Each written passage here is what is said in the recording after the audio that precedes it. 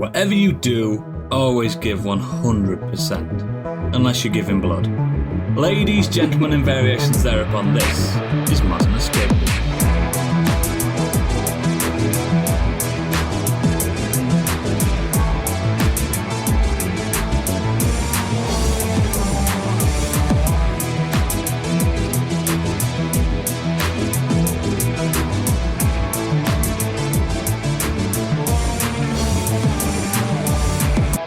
Konnichiwa, Banokamo, Yokoso, and my name is Oodles, and joining me today, all the gear and nothing to fear, it's Stig. Ooh, ooh. Hello. I'm just joining in. Also, all the rear, and let's give her a cheer, it's Candy. Where's the lie? And shot a deer, why interfere? It's Biggie. Yatta! And finally, got no idea, but he's a big old queer. It's Gadget. Nanny? I mean, he's not wrong. How's everyone doing? I'm not wrong. Me, I'm good. Look at this. Yeah, you are good. See, look at this. Oh, what a beaut. What's I didn't that, get pal? a medal. That's triathlon I did today. I get another one. Just because obviously this is a podcast. You just held up a t-shirt. I held up a t-shirt for a triathlon I did today. They didn't give me a medal though. I'm really annoyed about that. I'd rather have a medal than a free t-shirt. Yeah, I agree. Mm. Yeah, you can And make the a medal t-shirt's down too for small. that. It's too small anyway. It's meant to be a medium. It's clearly a small. Like no good. I'm gonna order myself like my own medal so I can hang it up with my other ones. Good idea. Just don't How's order them everyone from else? that place that did the Great North Run ones, otherwise you'll get Middlesbrough, not Teesdale. Yeah. I got stoned at the beach today. Oh, nice. What a good time. No, not in a good way. I got hit by a rock, by a kid chucking rocks. Oh. Not the fun kind of stoned. Hit me in the back and left a cut. And I turned around and had a pop at a 10-year-old and his mum. Well, rightly so. Did you knock him out? Yes. Was it the actual right kid though? He wasn't just a random 10-year-old. No, he is absolutely petrified. Bless him. But I was not happy. Poor bugger. He's in a wheelchair and everything, lad. Biggie dropped an elbow on him. Yeah. Build him into the sea. Absolutely dropped him. Put elastic band on his machine that makes it go forward, and he's gone into the ocean. That kid. Well, I was typing his Non-stop. keyboard. That's too far. So you went too far. That line, we talked about this line. Stop crossing it. Unlike the wheelchair. Yeah, exactly. Candy, you went to theme park today? I went to Alton Towers. I'm absolutely hanging out my arse now. I've been screaming all day, also not in the good way. And I've been sick on. Someone was sick on the Smiler and it went off like a Caspian wheel. It was delightful. So very similar to certain events that happen What does in the Sport Smiler Sheet. do? It is, yeah. What does the Smiler do? Is it a roller coaster? Yes, it goes upside down a lot of times. In fact, I think the most times in any roller coaster on the world. Last time I checked. So not just any old roller coaster. It's a big roller coaster. The roller coaster. I love it. I just love Alton Towers, but there's so much walking and we have to leave at 6 o'clock in the morning, so I'm just Isn't it absolutely like frazzled. Stoke-on-Trent? Like Staffordie, Stoke sort of way. Yeah. Toxeter. It's kind of not far away from where we meet up every time, isn't it? It's not that far away. Yeah, not a million miles. All up north to me. Yeah.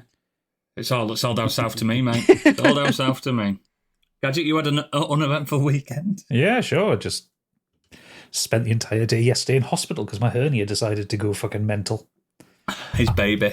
I can confirm, though, morphine is fun. Yeah. Never had morphine before. It That was rocks. the first time, and wow. Oh, it's so good. Did you get the whole harpoon worth? I got Or just a little bit? It was a syringe that you Tablet. spray in your mouth. Oromorph. I've seen. Yeah. Yeah, I've had Oromorph so good. before. I was I've tripping had it like download. fantastic. And thankfully, I don't need to have an operation or anything like that. It will sort itself out in a few days. But they have given me codeine to take home, which is also sending me a With little a big bit loopy. poo. Best thing about codeine, mate, you can smash it up and snort it, mate. It's quicker. And you can time I had separate it coke- from the paracetamol as well, so I've heard. Yeah, you can. Yeah. Last time I had Someone told codeine, us. I decided to have a glass of whiskey when I was on it for some reason. No. No. No. I was asleep very quickly. Nice way Nope. to drop it. I must have had morphine at some point. The amount of injuries You you've might had, have- I would expect you would have. Yeah. You might have a drip morphine in the hospital when you press the button. I've had something when I impaled my leg, where it made me just non-stop talking. I couldn't stop talking. No, that's not morphine. No. You must be on it every It weekend. got, then. got rid of the pain, but just all I could do was Fucking like speed. they were like, "This is meant to like make you drowsy, and you're just not shutting up." And I was like, Right. And then there was another one when I had my shoulder operation, and I came out of it, and they gave me some pain medication, and I was just in a recovery room with loads of other people. But there was a TV on, and there was a quiz show on, and I just kept shouting the answers out across the I actual bet they loved recovery you. room. Problem is, they were all wrong answers. So, yes, the... I have no idea if they were or not oodles at all. No. I will say the NHS staff at Cramlington Hospital were absolutely wonderful with me, and they kept me very comfortable the entire time and kept giving me drugs. That makes me want to stand outside my house and smack some pans. Yes, I'll be Big up smacking the pans. big crams. Yeah. No, it was an unpleasant day. However, the codeine is absolutely knocking me out. So I haven't had any this afternoon because I fancied a beer. I'll have one before I go to bed, and then I will be out like a light. Yeah, boy. I was going to say, if you suddenly hear some snoring in the middle of this podcast, that's Gadget gone. Could be either of us. It'll be me. I'm having a fucking right brain fart tonight. Yeah, I don't know where I It'd be am. me if Stig's talking about wrestling. No. Well, there has been 2 wrestling shows, Biggie, but I'm not going to touch on either of them. Don't worry about that. I'm a wrestling convert of late, me. So I'll defend you, Stig. I'll defend you. Yeah. We was on another podcast talking a wrestling film. I love a bit about wrestling, me. I love wrestling. Yeah, check it out. Check it out. That F-King Guys show. Really good. Anyway, speaking of news. Do you know what? The only person that I get my news from, literally, is that bald fucker there. It's Biggie's breaking news. I thought you meant Gadget. That's sexual harassment these days, Oodles. I was Yes. speaking to HR. Oh, yeah, I forgot. I forgot. You may already know, but he doesn't, because it's time for Biggie's Breaking News. Woohoo! Yes, come on, let's do this. Woohoo! Nintendo Direct. Anybody care about this? Didn't even know there were one. Yeah, you Exactly. do. There's a few things mentioned. yeah. I don't give a shit about any of it, but I'm sure a couple of you guys do. So So you The care I've about, highlighted a few bits, but pretty sure perhaps there's you guys one wanna game on talk there about that it. you will care about, Biggie. Oh yeah, there might be one actually, but I think it's also coming out on the PlayStation. Yeah, but you still care about that game. It's still nice to see something, isn't it? Regardless of where they're showing it. Yeah, true. But anyway, I've highlighted a few, but if there's any you want to pick up on, then do so. So Oh, is it the Super one from the Mario other week? Brothers- I did watch it, sorry. I did watch. I thought there's been a recent one. No. I forget we recorded these 2 weeks in a... yeah, sorry. Yeah, Brain fart. some of this is old breaking news. Super Mario Brothers 40th anniversary celebration announcements. We had the Super Mario Galaxy movie announcement coming out in April 2026, apparently. For my birthday. Yeah. The last one came out on my birthday, and this one's coming out on my birthday, so that's cool. So now Because, they've like, mentioned Galaxy. I take it that's going to be based around the games as opposed to No, the it's just sequel. random name. yeah, I'm Of course sure it fucking is. Rosalina will... So the previous one had nothing to do with it. The weird That's why thing I'm about pointing it out. Yeah, but the weird thing about it Shut is, obviously it's Galaxy, which means Rosalina's going to come in. You would have thought that the major news would have been, and this is who we've cast as Rosalina. Nothing. No. It was just all these people are returning. It was like, yeah, fucking course they're coming back. Why wouldn't they be? Like, so, but they did. Is everyone's favourite disgraced actor Chris Pratt in it still? Yes. Yes. Great, let's support him. But it'll make a shit ton of money like the last one did. Yeah, because it will. Does it count if I go and see it for free because I don't pay anything? No, mate. So- No, and again, I'm only joking. You can support what you like. I'm only joking. I'm only bloody joking. Because I'll be honest, I'll be up for going to see a Mario film on my birthday again. And do what you fucking want, bro. Do what you want, man. Who I am know I that to say film I'm had the most problems, problematic but person in the world? really enjoyed Eating it. your super so. garlic dough balls. Yep. Man. Last time they put a candle in a cake for me, so Aw. Should put a candle in a dough ball for you. Because the shit's scared of him because he's boss's husband.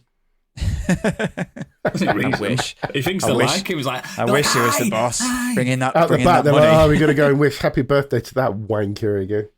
He's back again. He's back again. Cinema guy's back. It's your big birthday as well, isn't it? Yeah, 40. Fucking hell. How'd you So- celebrate so your 40th birthday? Mario Galaxy. I'm definitely not getting to 40. I'm 38 this year. Yeah, I'm admitting it, guys. Fuck it. I'm 38 in November, and I'm not getting to 40. I've got a good few years left. That's it. Well, 2. Yeah. Well, 1 and a bit. I'm done, mate. I'm fucking done. Can't believe you're the youngest on this pod. Why? Don't know. Someone's got to be. True. Might as well be me. Just never thought it'd be you. Neither did I, mate. Neither did I. 40's all right. Welcome next to up. middle age. Super Mario Galaxy and Super Mario Galaxy 2 are coming to Nintendo Switch. They've already come out. No, they had the first Galaxy out as part of that All-Stars collection. I can't be asked to play these Galaxy games because they've got fucking pointers for Wii. Aren't Not they asking asked. for like 60 No, they quid or don't. something for the lot? They do. They have Wii pointer things. No, they don't. You could always play them with the Pro Controller, and you didn't need the I pointer. You just literally used the played. stick. I literally played Galaxy on the Switch, and you just played like a normal Mario. So why is there that thing pointing our way on the trailers? What's that? It just has to be there. It's your mouse, probably, if you're watching it on a laptop. Could be, mate. Could be. Did I? Does it have the pointer? I'm now. It does. now I'm When doubting you play myself. when you play it on the Wii, it has a pointer. On the Switch version, you use the right stick to. Yeah. Because so you just you don't use have it- independent camera control in that game. Yeah, it's fine. You're just using. Oh, your, so like, you don't move the camera around. So that makes no difference then. It's fine, isn't it? Yeah. If you don't It's move like- the camera around, it doesn't It just matter. kind of plays like a normal Mario. I've not Galaxy 2 and Sunshine, the only two I've not played, and everyone says Sunshine's shit. So I actually will play Galaxy 2. I would pay the money to play it because they still sure look it's great. amazing. I'm sure it's great. Yeah, As I said, But though, isn't the I like collection really Sunshine, though. expensive? Sunshine's good. Aren't people kicking off about the price? Why, that's how the much app it because cost? it's a €15 game or whatever it is. It's like I think it's How like much does it cost? it's 60 quid for the two together, or you can buy each of them individually for 40 quid. That's not terrible. It's fine. It's a Mario What's wrong with game. that? Like if you've Me never and played Stig it just before, bought fucking Metal Gear Solid 3 for 70 quid. I'll pay 40 quid to play Galaxy Mario 2. I'm telling you that right now Fucking because it's nothing. That's if it's a really good decent. game, it still looks good, and I don't have any other system to play it on. What I else still am I gonna genuinely play think on? people think that their bank accounts are still in like 2002. Fucking shit's gone up, guys. Things cost more. Come on. Next up, I've got Sorry. highlighted here is Mario Tennis Fever, just because it's a tennis game. Whatever. Talking Flower figurine. What game's that? Whatever. It's It's from not. Mario It's an Wonder. actual one that can sit on your desk from the games, and it will talk to you and make weird noises and stuff. Apparently, What, a child? I've got one of them. Yeah, I've already got one of them. I don't need Yeah. something. Fucking two of them. Have you not played Super Mario Wonder? No. In that, there's like these talking flowers, and it's just one of them. Oh. It's like another mascot. They're trying to make a thing, I think. Oh, right, fair enough. And it's a little statue of it. Is it Amiibo? No, it's like a desk No. toy. I like toys. I fucking love toys. I'm fucking surrounded by toys, but Nintendo, so that toy's going to be 100 quid. Probably, yeah. And yeah, I know I've just moaned about saying things have got expensive, but 100 quid for a toy is bollocks. I'll get 40 quid's worth of entertainment out of Galaxy 2. Of course you would. Of course you fucking would. a few games that have been announced. These are all third-party stuff. So you got Final Fantasy VII Remake Integrate. Imagine that running on that. Quite impressive. Yeah. I think it was a mobile game anyway, wasn't it? Or was it No. PS5 one? Was it PS5? PS5. Oh. Yeah. PS5. Why haven't I played that then? It's just You have. it's the 7 remake with the DLC bundled in. That's all it is. Oh, That's all never it mind is. then. It's just like this, the ultimate edition of the remake. That's all it is. That's why I haven't played it then. Because you have played the remake. Yeah. The DLC's really good though. Nah. Yeah. No, Yuffie fan, are you? Not really, no. In fact, it makes me want to kill every time she joins my party. Oh, So- wow. So light and fey and just no. Oh, Sorry, Yuffie. that's- Sorry, Yuffie fans. that's Maybe Yuffie stands. Hades. problematic. Hades 2 is up your alleyway. Got released it. 25th of September, so today, as you're listening to this. Oh yeah. Yeah. 82. Well, that's That's really flown going down by well. because I know it's been It's been in early access for a on while, PC for ages, yeah. and I've just not looked at anything about it. I don't even know. Do you play as Agrius again? I don't even know. I No, don't you know- I play don't even know. as... Oh, who the fuck do you play as? You play as someone's Woman, daughter. isn't it? Agrius' sister. No. It's like Milano, daughter of Hades and Persephone. Younger sister Oh, is Agrius' Agrius. sister. Yeah. Yeah, Zagreus. That's what I meant. Zagreus. Yeah. Cool. Look, I'm cool. I'm into it. I fucking love Hades. I love Hades. Hades is great. We haven't had that many horny games recently. No, and I like seeing it when Dionysus comes out. It's like, hi, babe. And she's just the most fucking bi character on the planet. Love a bit of Dionysus. Got a wine? Yes, please. Come I on. wish come to my I house could tonight. get into Hades because it looks You incredible. don't like it? It's just the rogue like aspect of it. Yeah, but it's not a roguelike that you'd think, because it's one of them that even when you die, you're still progressing. Yeah, but you it's you like never the waste any time in Hades, ever. There's no I'll have to time give it wasted. another go because it's just that constant like Never fail, played it. start again. Why don't you do play it on everything. God mode? So on God mode, it basically every time you die, it boosts you up. So Yeah, if you die maybe. too many times, you're basically invincible. It's cheating though, innit? It doesn't matter. You get to see it. Because mate, you're nearly 40 years old. Who's got the fucking time? Just fucking do it. Hey, I'm playing Silk Song. I've got the time You're taking too fucking long. because I'm nearly 40. I'm not. Next. Right, moving on. Read the room, Biggie. We're the having one an that Stig argument. was alluding to. No, I just want to see how it played out. Dragon Quest VII Reimagined. This looks mint. There you go. There's a game you might like. I don't think Dragon Quest is a series that Oodles likes, actually. I think it's something that he Never heard of finds it. tiresome.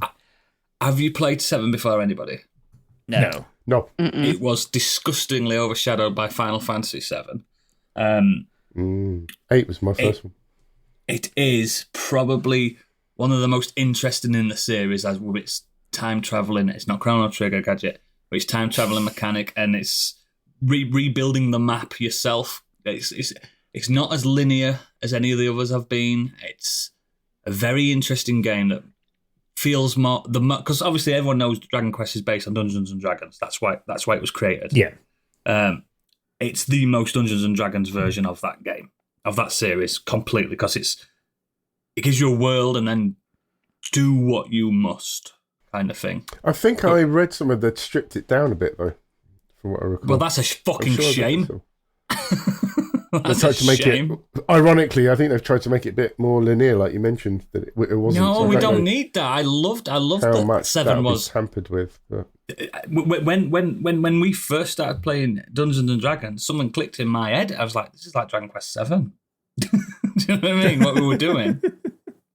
I'm up for it because I saw like the opening and like instantly like I knew That's it was a Dragon Toriyama Quest characters. game. Because I could tell from, Yeah. but I got excited because I was like, are they going to announce and release it for Dragon Quest 12? Yeah. Because yeah. obviously, Yeah.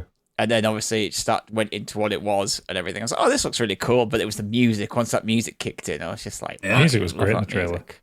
You need to play Sandland, Toriyama's last. I played the fucking- demo. I didn't like the demo. Oh, it's so good, Sandland. Biggie bought him. It's a fucking great game.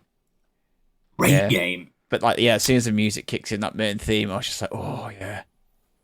Yeah, man. It's going to be lit, One as the kids say. one trailer that hasn't gone down too well is Metroid Prime 4. Looks That looks shite. shite.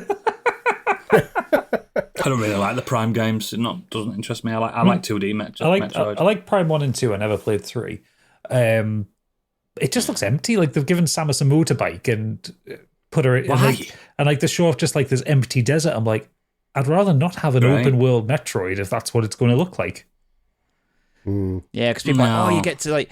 Why would you complain about having like a bike from Akira and you can do the slide, like the way the bike slides? There's nothing to do. But like you look at screenshots of it, it's like that's fuck all it. Here, it's just driving around an empty desert.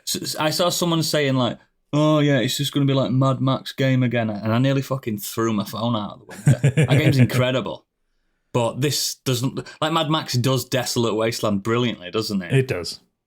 Yes. I've seen this trailer. It looks shit. Well, dull. So on TCGS, I think they made a great point where they said it shows you how much Nintendo care about this. That they put this one trailer out, that's it, and yet they're doing a second Kirby Air Riders direct. It's like really, if this was like one of their big games, they'd do a proper direct on it, but they're not. They've just here's a trailer. It's out. I didn't December. think it was one of their big games because it's not full price, is it? Yeah, clearly not. So I feel like this is a filler. It's full price on Switch 2. Everything's full price on Switch 2. Everything. There's a couple of biggies skipped over there that I wanted to talk about. One was that we're getting a remake of Fatal Frame 2 Crimson Butterfly, which I'm interested in. So I love the Fatal Frame games. They're some of the spookiest games out there. So good. Candy, you'd love watching someone play them. Fair enough. Good I'll watch you. Oh, it's so good. And I don't think it's restricted to Nintendo as well. I think it's coming to PC, which makes me happy. A lot of Nintendo games are coming to PC lately, aren't they? To be fair, a lot of the games that were showing off here are multi-platform. There aren't many exclusives. Yeah. However, one thing that's exclusive that made me fucking giggle was the Switch Online Virtual Boy.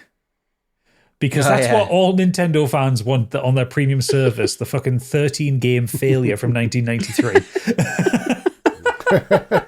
It's a gimmick. Of course it's a gimmick, but you could spend like 70 quid on a plastic Virtual Boy to sit on your desk.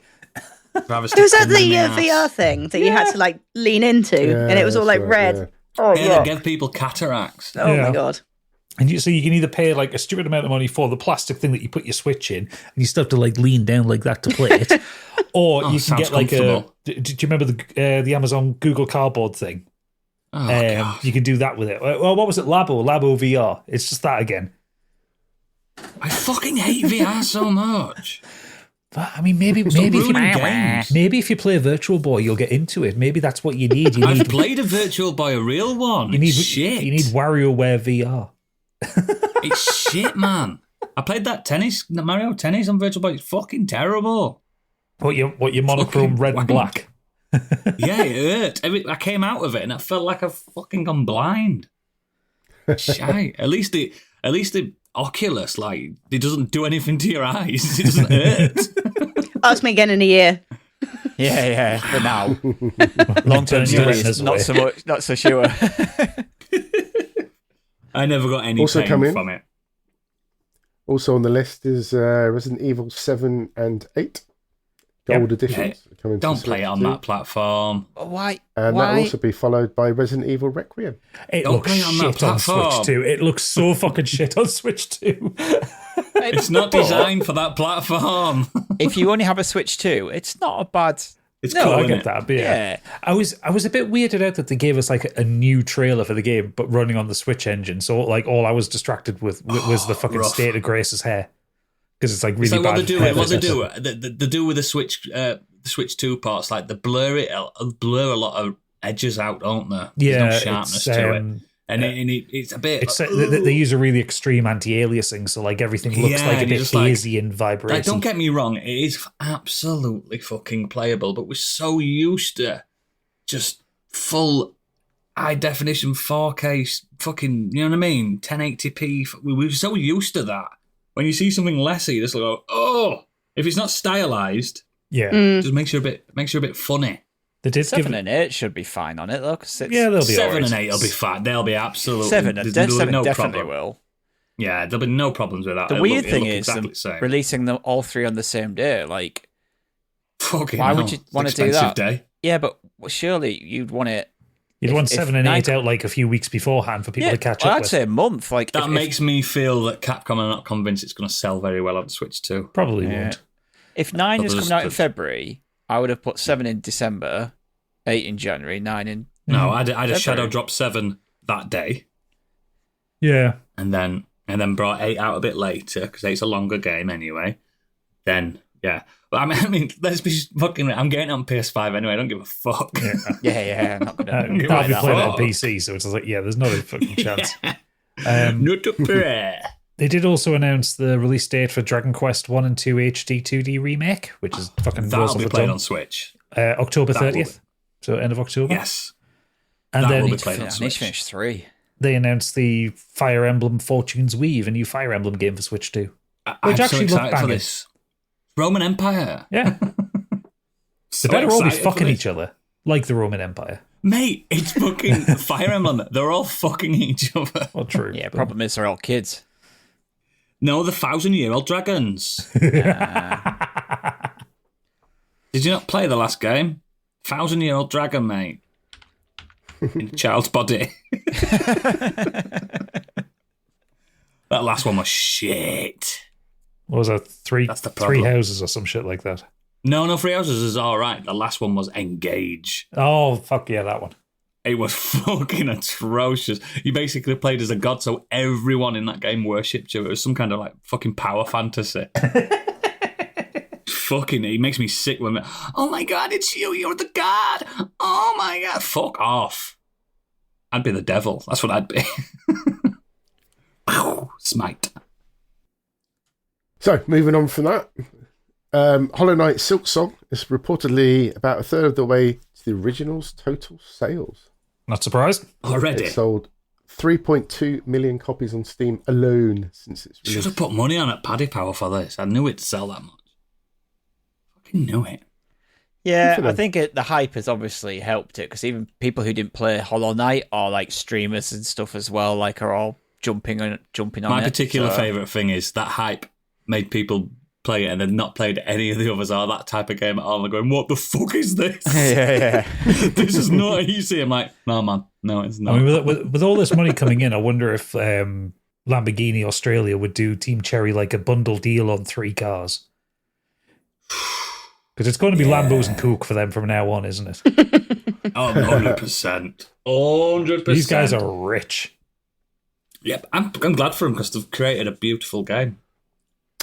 And they're Beautiful lovely guys world. as well, because in 2019, Hollow Knight fan Seth Goldman was diagnosed with Ewing sarcoma, a rare type of bone cancer.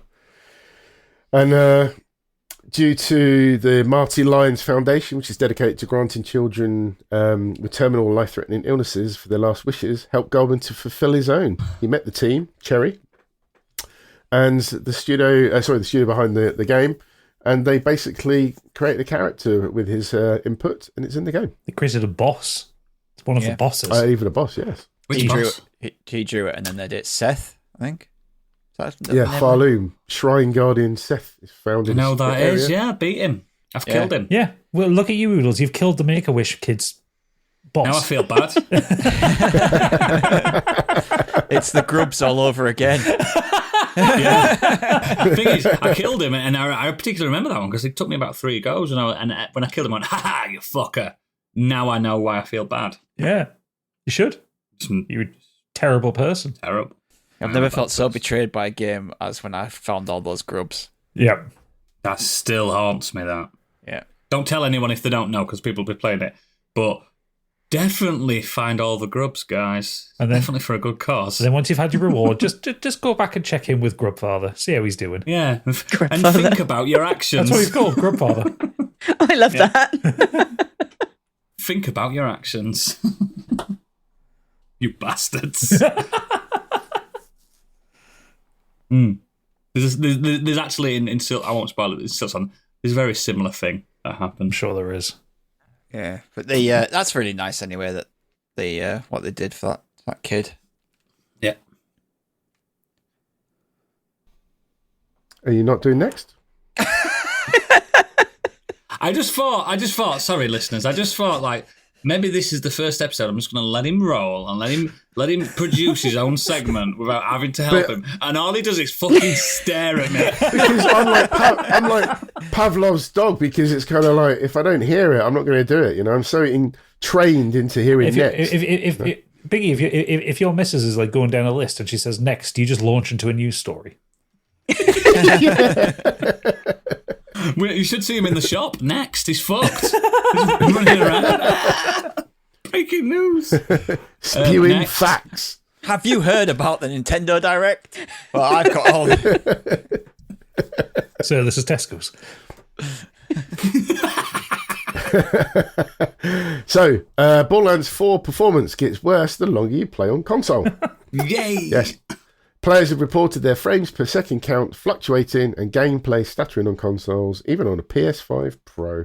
It'll get Some players think fixed. this might be the result of Borderlands 4 suffering from a memory leak, although that remains unconfirmed for now. It seems that restarting the game does help, thanks to Randy Pitchford, who put a brilliant bit of help on Twitter, telling people, known issue of perf dropping on PS5 Pro after several hours of continuous play, he said. Work around until we patch. Quick game and restart. Sorry for the friction. Fucking Restart. Randy's been on one this last couple of weeks with all the fucking issues with Oh Borderlands my 4. goodness, has he? Just say, all he has to do is come out and just say, I apologise for any issues, we're working on it, we'll send out a patch and we'll let you know. But no, he has to double down and be an absolute twat about it. I've played many a game at launch that's had memory leaks. Gadget, he's played Dark Souls along with myself. Mm-hmm. And sometimes you play those games took that long ago, the bosses don't even move. Yep. Before they patched them, they just stop moving. Sounds And you just kept winning ideal. them. You kept winning them. Sounds ideal got Dark through Souls the like first time. experience. Yeah, that's how you get through some bosses the original before it's patched, because they just stop moving. Don't you find it funny how the PS5 Pro seems to have more problems than the PS5? The PS5 Pro, there was issues with Metal Gear Delta. Never buy him. The performance was worse on PS5 Pro than it way was on the worse. base PS5. On the Is it the PS5 Unreal Pro version, 5 engine causing the problem? Yeah. that doesn't help. But on the PS5 Pro version of Metal Gear Delta, the audio doesn't sync for the entire game. I don't think it's for the entire game, but it's for quite a lot of the cutscenes. Yes, where it shoots and you've got to wait for him to actually pull the trigger in the cutscene. You heard the noise first. Yeah, But don't get one. generally, do you think Gearbox have to, at some point, step in and just say to Randy, just enough? Fuck up. Fuck off. Yeah. And he's very good at building the hype and all this kind of stuff. What he He's does fucking for that not. side of things. But He's in the not, sense he's of just anti-hype. getting the hype going for his Borderlands games, I think he's good at what he does for that. It's just the other stuff he needs to craft out. What, telling people to stop being fucking snowflakes and get second jobs? The problem is Randy Pitchford takes any form of criticism of his games as a personal insult. And it's like, people are saying, I've spent up to £110 on your game. It's not fucking working properly. What's going on? And then he goes, well, this is a premium game made for premium PCs. If you have a 10-year-old PC, then you're fucked, mate. It's like, that's not what they were asking. They were asking when the patch is coming out or what the roadmap is. Do you remember when Cyberpunk died and fucking CDPR came out with a roadmap of the fixes? Constantly. Also- Every week there was something new. People with top-end PCs are still seeing problems. So that's the fucking not an So, excuse. what was it in Punk's Discord? Sambo, and he's on a 4080 Super, and he's having some frame rate issues unless it uses some of the Nvidia features. Not good enough. It's fucking mental, man. It's not good enough, Randy. This is why I It's just more accept of a lower frame later. rates on a console, because I can't be asked trying to fuck around with settings to get it running right. Yeah, so I like my console. Anyway, Tomb Raider voice actor takes legal action over alleged AI-generated vocals. The Tomb Raider 4, 5 and 6 remastered was given Lara Croft fans both old and new means of reconnecting with the past adventures, but recent updates to the collection have attracted criticism from some sectors of the community due to the alleged use of generative AI. When the which fuck did is that new come out? spoken dialogue. Not that long ago. Never Very even recent. knew it existed. Remember the I original didn't know trilogy it one? existed. I didn't know it came out. But Tomb Raider fan accounts at Infinity Tomb Raider Blue Sky Social spotted something was amiss when the latest patch went live. It suggested that restored lines in the French version of the game were created using Gen AI based on the voice of Francois Cadol, Lara Croft's voice actor. The account later claimed that Goodall was not asked to record any new voice lines and did not give her consent for any subsequent use of her voice, especially with AI. She only recently herself found out about the remasters. You see, I'm more fascinated by the fact that there's a Tomb Raider fan site thing. What you just said on Blue Sky. There's a Tomb Raider fan. No. Imagine dedicating like your online presence as like this Tomb Raider fan. Like, there's nothing wrong with being fans of things, but I've always found that more fascinating than the actual news story, that there's someone out there that cares so deeply and passionately. I think it's beautiful in a way. Everyone has their thing, don't they? Makes me want to cry a little bit. I think it's beautiful. But I guess, it's not good that they've tweaked around with her voice without her consent. That's obviously an issue, right? Oh, yeah, that is an issue. It's a big issue. The French. Yeah, fuck it. Fuck AI, mate. Fuck it. I don't Tricks do me that. every week. Tricks me every fucking week. I don't know where I am anymore. Are you guys AI? Press this button to prove you're not a robot. Please enter your credit Which card one? and to get an answer. I can either confirm or deny. Which people in these pictures are bald? Huh. So, Give it a year. moving on. Even more Xbox price increases are coming in, according to Windows Central, which has shared cost increases across the full range of Xbox Series X. Get a and second S job, Randy would say. In the US. in the US. The prices have gone up to Xbox Series S. Previously, it was $379.99. It's now gone up to $399. Is that what it was originally? In the US, yeah. And the Series S 1 terabyte, $429.99 to $449.99. So they're both going up about $20. Why is it just gone up in the US? You get Tariffs. what you voted for. But why is the tariff if it's an American company? Oh, yes, Donald, sorry, sir, but they're built in China.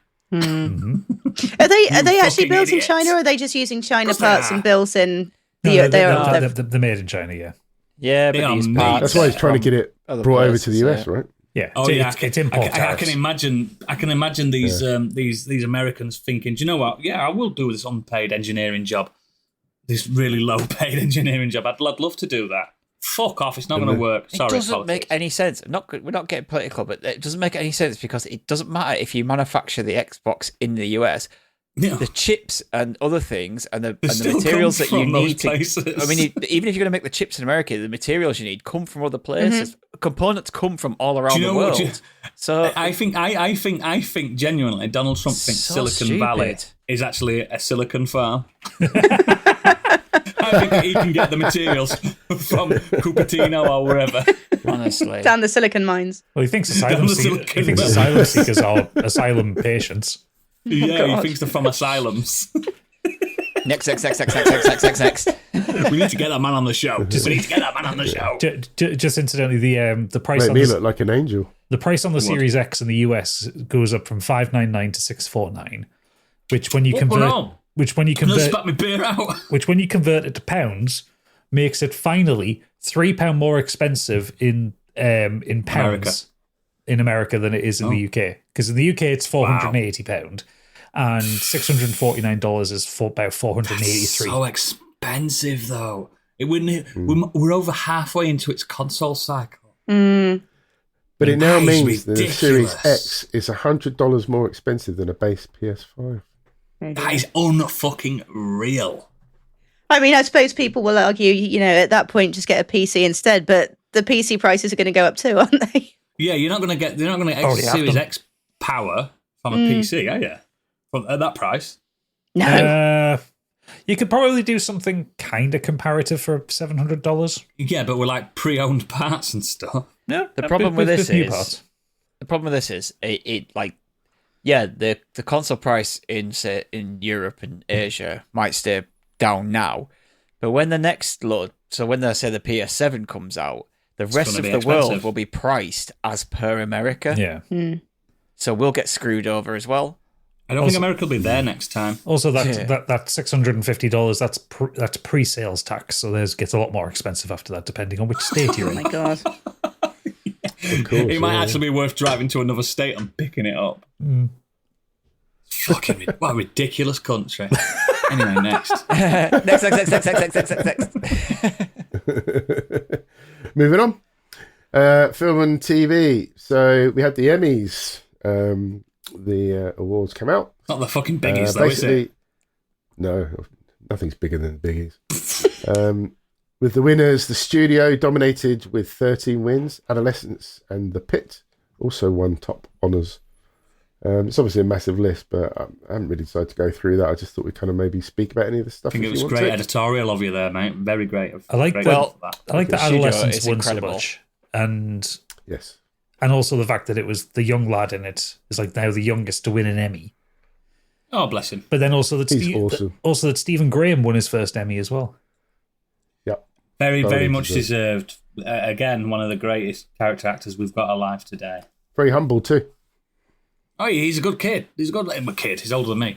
He's a good man. He's a kid. good man. He's always been humble, I think, as a person. When you hear him talk, he's like, I don't know how I got here. I don't know how I fucking ended up. That was the beginning of his speech, obviously in a thick Scouse accent, but saying this doesn't happen to kids like me from where I'm from. I think people have like a what the fuck? people have a preconception about who he is in real life because of the characters he plays. He plays hard men, doesn't he? Because he plays hard men, or he plays scumbags, and But he's just a lovely bloke. yeah. He's just really good at playing scumbags. Yeah, it's probably because he grew up around scumbags. That's probably why. Yeah, true. He can tap into it. Yeah, but yeah, no, I it was must good watch for The Studio, 'cause that the sounds very studio. That's really good. But I mean, shows and films about Hollywood, we love that shit anyway. But The studio is worth it it. is genuinely one of the best shows that came out this last 12 months. easily. It's so good. Yeah. Easily. I just reminder The Pit is awesome. Please go and watch that if that's your kind of bag. I love that Noah Wiley won because he was nominated so many times for an Emmy when he was in ER and never won it, and now he's in another hospital drama and he won it. Oh, is that what The Pit is? A hospital thing? Yeah, but then I'll never watch it. he also got the company that makes scrubs in America, Fig, this is the name of the company, to make him his tux. So he stood there in a tux looking dapper as fuck, but it's the same fabric, the same material that you would wear, that scrubs are made of. So he says, this is the comfiest I've ever been at an award show. Right. Yeah. That's cool. I don't know who this gentleman is. Hope he was wearing Crocs. You reckon? Yeah. And wash Good luck his to him. hands. Good luck to him. Ironically, The Late Show with Stephen Colbert scored its first ever win in the Outstanding Talk Series category, considering that it's going to be It's ending been next year. axed. Yeah, I wonder why. I mean, I do like Colbert, but I wonder that's clearly a. That's clearly a fix. But I love that It's he was like a nominated. posthumous one, isn't it? He was nominated alongside Jimmy Kimmel. And you can see when the cameras go around when they talk of the nomination, Jimmy Kimmel sat there like, please don't call me, please don't call me, please don't call me. He's doing well at the moment, isn't he? He's having a bit of a time. Next. We can't talk about shit anymore. We're going to get cancelled if we carry on. Well, this one you're like. Paul Walter Hauser joins Austin Abrams in new Resident Evil movie. We mentioned this, I think, the other week, that Zach Kreger is behind the lens. She's a fucking great Paul for a director. But it'll be an entirely original story, so it won't feature fan favourite character Leon Kennedy. Although by casting Paul Walter Hauser, doesn't awfully look a bit like Barry. So I thought he was going to be playing. Yeah, he does look like Barry. Can't remember who he is. Barry The thing Burton. is, right, with Resident Evil is like Oodle's reaction there was like, but like Resident Evil changes what the fuck it wants every single game. True, mate. It could just be in the universe. You're right. Yeah, like it went from zombies and mutated dogs and lizards and To tyrants Mushroom Man. to whatever the fuck was going on in 4, and then whatever the hell was going on in 7, to werewolves and vampires in 8. Like Or black people in 5. they just let's talk about that better. They just So there's more of a quote here from him. He says, "I'm not going to steal Leon and put him in an original story. I think that would be presumptuous. But I respect the games enough where I'm going to tell us Resident Evil story in the Resident Evil canon that still leaves everything they love intact in the game." If the vibe's there, because that's all, every single, apart from, Gadget agrees with me, apart from some of the anime films, they're good, but the The Paul cinematic universe. Yeah, Paul it's Anderson shit. films. They haven't got the God, vibes. terrible. Yeah. I think He went on to say, the first Paul W.S. Anderson film, I think, kind of got the vibes. It was enough of a we don't know what's going on, but there was a bit too many high kicks involved in that. I didn't mind the second one because that was telling Resident Evil 3. It was okay. Then after that, they just dropped off a cliff. Yeah. Just whatever. But Carry on, Biggie. no, I was just going to say there's more from him. He said, I think that when you see it, you'll understand how I could be obsessed with original ideas and still make a movie that is an IP-based thing. I know that doesn't make a lot of sense, but I hope it will later. In a previous interview, he stated that the film lives in the world of Resident Evil 2 and 3, but adheres more to the tone of 4. I like that. That's a he's good idea. he's doing action horror rather than a straight-up horror. No, but if he gets the vibes of stuff like, I don't know, I know it sounds stupid and dumb, but I want them to have to find like some crests to get through a statue. I kind of want that. I know it sounds stupid. When you think about it, it's dumb. And like in Resident Evil 7, like the most grounded one they ever did, why didn't Ethan just smash through the windows and get out? Do you know what I mean? But I kind of like that those games are that little, they've got that little bit of silliness where, yeah, the police station is explained to be an old museum, so it's full of wondrous keys. I'll only accept it if Paul Waterhausen starts roundhouse kicking zombies. Yeah, what we need. What we need. So that fans will get that. No, okay, this came out of the Resident blue Evil as well. 4. 24's Kiefer Sutherland offers major series update. In a new interview with Montreal Now's Aaron Rand, Kiefer Sutherland offered up a hell of a scoop. Not only does the actor want to close out his character's story, but something's been written and apparently it's really good. I thought his His daughter story been was kidnapped. closed out. No, Well, Gadget, listen, his I didn't daughter's been even know kidnapped this. Again. Whether 24's return would serve as season 10, I can't believe there were 10 coming up to 10 seasons of it, including a movie. That's mad. Yeah, because they Only did 10 days, mate.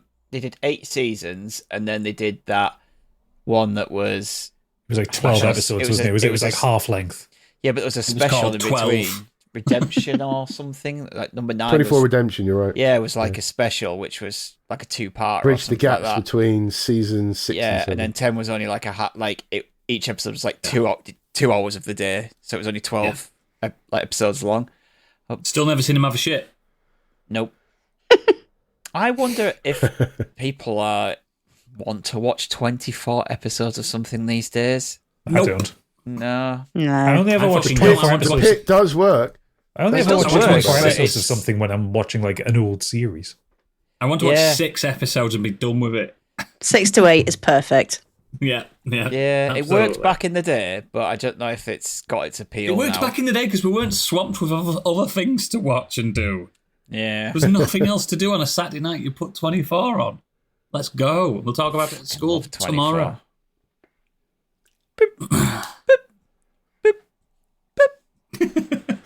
You should be doing more Designated Survivor, not fucking 24. God, that I show remember was everyone put that as ceremonious to their cancel. message or ringtone. Beep, beep, beep, beep. Anyway, Charlie Brooker is now making a Netflix detective series.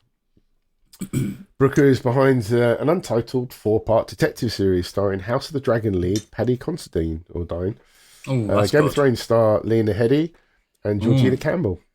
That's not bad. Into That's it. good. That's The good. show's logline calls it a profoundly serious, stunningly original crime thriller in which a tormented detective from the northern city of Bleakford ventures down to London on a mission to catch a ritualistic serial killer before they run out of people to kill. Contains blood and frowning. If you are running out of people to kill in London, you have done a very good job to get away with it for this long. At that point, it's not serial killing, it's genocide. Yeah. It's probably several past that. genocides given the makeup Yeah. of London. It goes past that, guys. I love Charlie Brooker, though. He can do no wrong in my eyes. Well, he went on. He says, I'm beyond thrilled to be saying these words for the press release. I've dreamt of providing a quote ever since I was a young fetus. And now here I am doing it. I pinch myself. But like all of us, I'm terrified that if I do that, I might wake up and discover 2025 has all been a magical dream. Please watch my show. I am begging you. I feel like I look forward to his screen wipes at the end of the year. Yeah, I feel like in the year of 2025, Charlie Brooker's probably suffering that he's not got a satire show out. Doesn't need to. I love it. I love his end of the year wrap ups.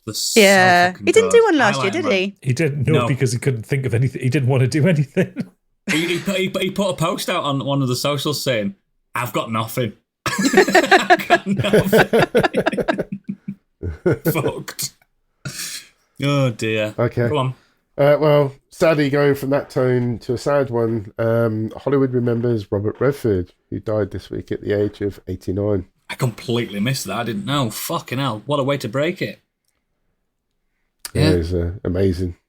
Oh, no, Loved, I did know. Yeah, obviously, I did. Because I saw Planty's Butch joke Cassidy, on Butch Cassidy and the Sundance Kid, All the President's Men, The Sting, that GIF that we all know.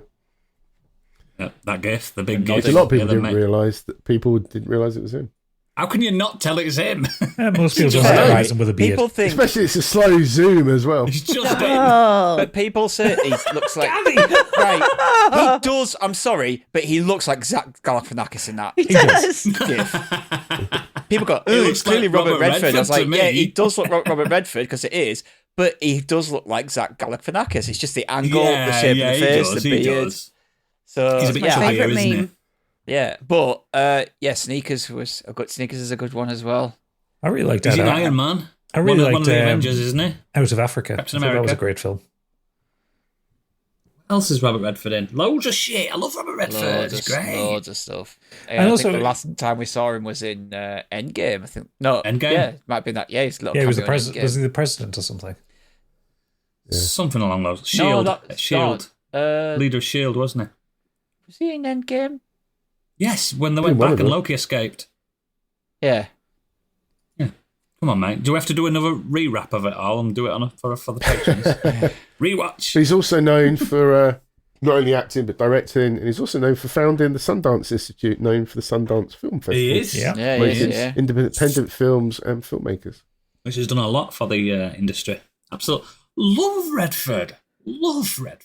Yeah. Oh, sad loss. Sad loss. I actually did think he'd already died a few years ago, but... He's been ill for a while. Yeah, so- I think he had cancer or got- something. But also 89 is Yeah. a fucking good inning. Very good. Given innit? that he lived hard in the 70s and 80s. That man drank and sniffed. He still looked pretty good for his age as well. When you saw pictures, Candy he looked Wood, old, wasn't he, but he Candy? still looked Oh, yeah. good.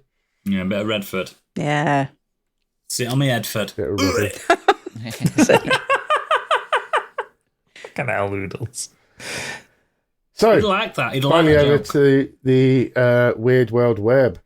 This is a Finally. corker. The wedding crasher mystery solved after 4 years. Finally. Michelle and John Wiley, had a blissful November wedding 4 years ago at a boutique hotel in the South Ayrshire coast, surrounded by friends, loved ones, and one complete stranger. The couple noticed the mystery wedding crasher only when they received their photos of the big day, and a tall man in a dark suit with a noticeable look of puzzlement in his face, which is literally in every picture that he's in. He just looks the same, just like, who the fuck are all these people? They quizzed relatives, friends, and staff at the venue, even asking the wedding photographer about the guest. No one could provide any answers. And after an internet sleuth joined the search, the mystery man was finally tracked down. Andrew Hillhouse, who was supposed to be a guest at another wedding 2 miles away, told BBC Scotland News he only realised he was at the wrong venue when the bride walked down the aisle. I think at that point you're committed. It's what he Yeah. said. It's what he said. He couldn't. He goes at that point. He's like, I can't get up and walk out when the bride's come No, down. you're the aisle." in. You're in. I'd have stayed and gone. Congratulations. She looks beautiful. She looks beautiful. Have you guys ever crashed weddings? I have. No. No. No. I It's do love a surprisingly wedding, cool. though. Barely It's even made it to my surprisingly own quite wedding. easy to do. As long as you've got a shirt on and some nice trousers on, it's very easy to do. I've done it twice with the same two lads. You go to a And, big wedding, then you could probably get away with it. Oh, it was big. It was big, and we got free champagne, and we got there, and there were like names on tables and stuff like that. And then when you scope place out, if you just sit at bar for a bit, you scope place out, you see the empty chairs because people don't always turn up. You just sit there and you mingle, and And who are you with? Oh, I'm with Uncle John. Oh, yeah, you're Uncle John's lad. Of course I'm Uncle John's lad. You could just say, oh, yeah, like so-and-so's they can't come, so I've come last minute. I've come as the replacement, and like I'm taking photos for everybody and stuff. It's so easy. I've done it twice, and I recommend it. It's fun. It's a good day out, good night out. Can't be asked at my age to do that. But yeah, the guy in this story, was it his brother or someone told him a venue, got it wrong. So he turned up and he couldn't get out. He tried to sneak out, and then they were like, "Come on, gather around for the pictures," and he was just like, "Fucking hell!" He just couldn't get away. So he's in all these. Some pictures. people don't like those awkward situations. I like someone like me. I'd go, "I'm in the wrong place, guys. I'm gonna have to leave." Some people don't like the awkwardness, do they? And he's just committed to the end. If anyone has any reason why these two should be married, not me, because I don't even know them. Know they are. The thing is, though, if he was there, imagine, because you said it's in Ayrshire, so it's in Scotland. There is a chance that he might have known some odd people there, and he's looked at them and gone, "Oh, I am in the right place." Scotland's not that small. No, it depends. No, but like if he's going to another wedding in Ayrshire, you never know. Like if I went to a wedding in Wakefield, I know that there is a good chance that I might know someone or recognise a face. To him. Probably, mate. Probably. Nah. Just saying. It depends how small Ayrshire's quite big, actually, isn't it? It is. It's a very large bit of Scotland. Yeah, it's a big chunky bit of Scotland. Yeah, that's true. Anyway, excellent. Thanks for that. That's been a cracking little bit of news. 10 out of 10. No notes. Let's get on with what we've been up to this week. And I'm going to start, because I never fucking start.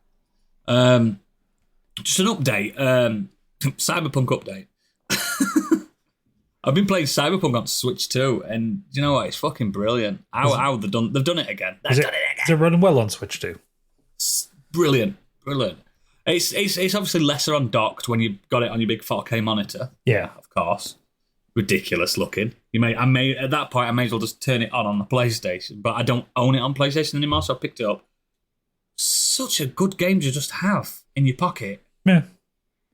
You know what I mean? Just to bomb around. Like, I've barely done any missions. I'm just bombing. I do the exact same.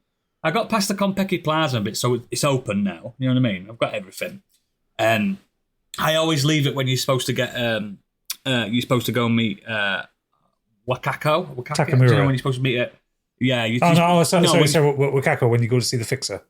Yeah, and you're about to start it all. You're about to start the actual parade up and stuff like that. I just get to there, and then I'm just like, Dogtown's open. I could go in there if I wanted to. I could do all that, and I just fucking I just enjoy the vibe, the world. The music's great, and it's nice to have it handheld. But that's not the main thing I want to talk about. I want to talk about another game. If only someone had done a good video on that game that we could. I know, right? I can't watch it because there's spoilers. But yes, if you are interested in critical analysis plus hours and hours worth of cutscenes. Gadget's video. It's only an hour and 20 minutes video, not hours and hours of cutscenes. What is your video called? It's called Cyberpunk 2077 Second Life.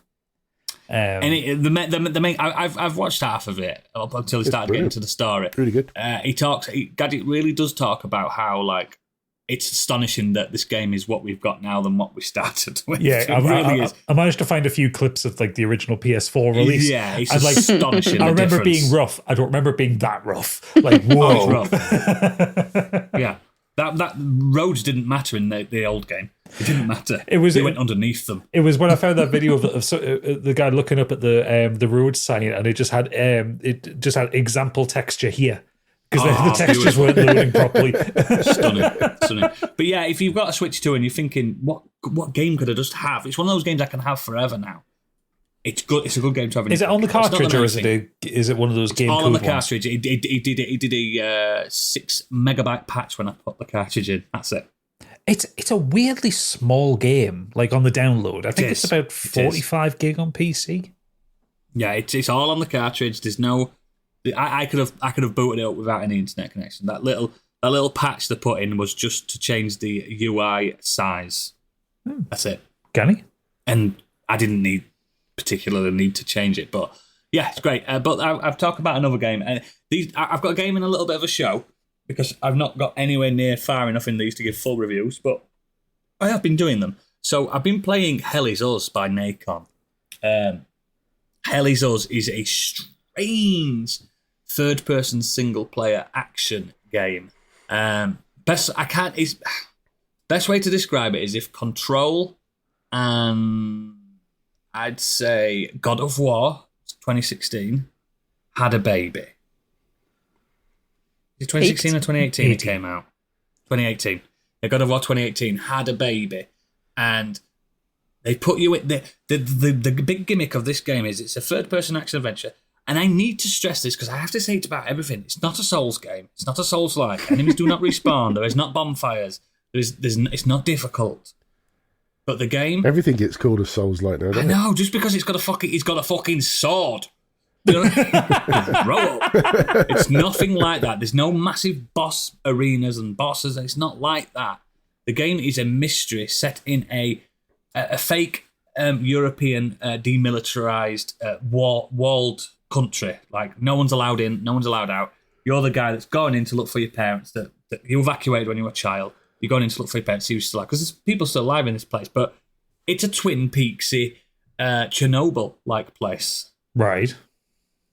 And there are creatures, and these creatures have grown in this area. Now, I don't know why yet, but guns don't work on these creatures. You have to use these specific weapons, like melee weapons.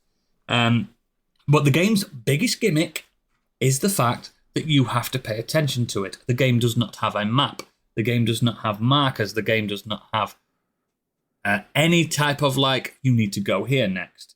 What it is you go in there, you talk to people, you gather information, you then set off your own little adventure in this world, like a little mission, like a little mystery. Like there's one guy at the beginning, and off the cuff, he just says at one point, yeah, I'd love to have got my gold watch back from me dead son. He was part of the peacekeeping corps, and if I had that, I'd just be peace. The fact that I've lost all my children, and I was doing this mission. I was looking around.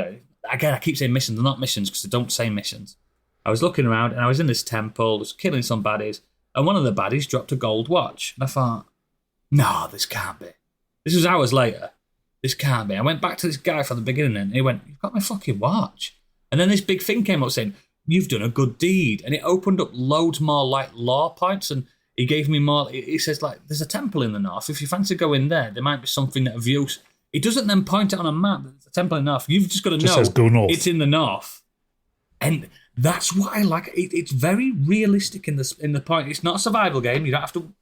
You've got unlimited sprint. Do you know what I mean? It's not. Yeah. There's no survival or anything like that. The combat's very easy. The enemies are not. They go down with a few hits, but it's just a strange world. Like, you are in a demilitarized zone a bit again, and there's some kind of disaster happened, Chernobyl, and everything's just fucked up, and the vibe's immaculate. I don't even know who Nacon Studios are that created this, but they created this game out of nowhere, and it's gone proper under the radar because it came out like when Silksong came out and Kronos came out, and no one's talking about what, because when you look at the trailers, it looks like a Souls-like, doesn't it? It does a bit, and that's what kind of originally piqued my interest in it. But it's not. It's not. It reminds me more of the games remember The Sinking City? Did you ever play that? The Lovecraft game? Or imagine a good version of Deadly Premonition. Ooh. Did you ever play Atomfall? It wasn't very good. However, yeah, it sounds like the same kind of, you don't get any clues, you just do what you want when you want, due to what people are telling you. Yeah.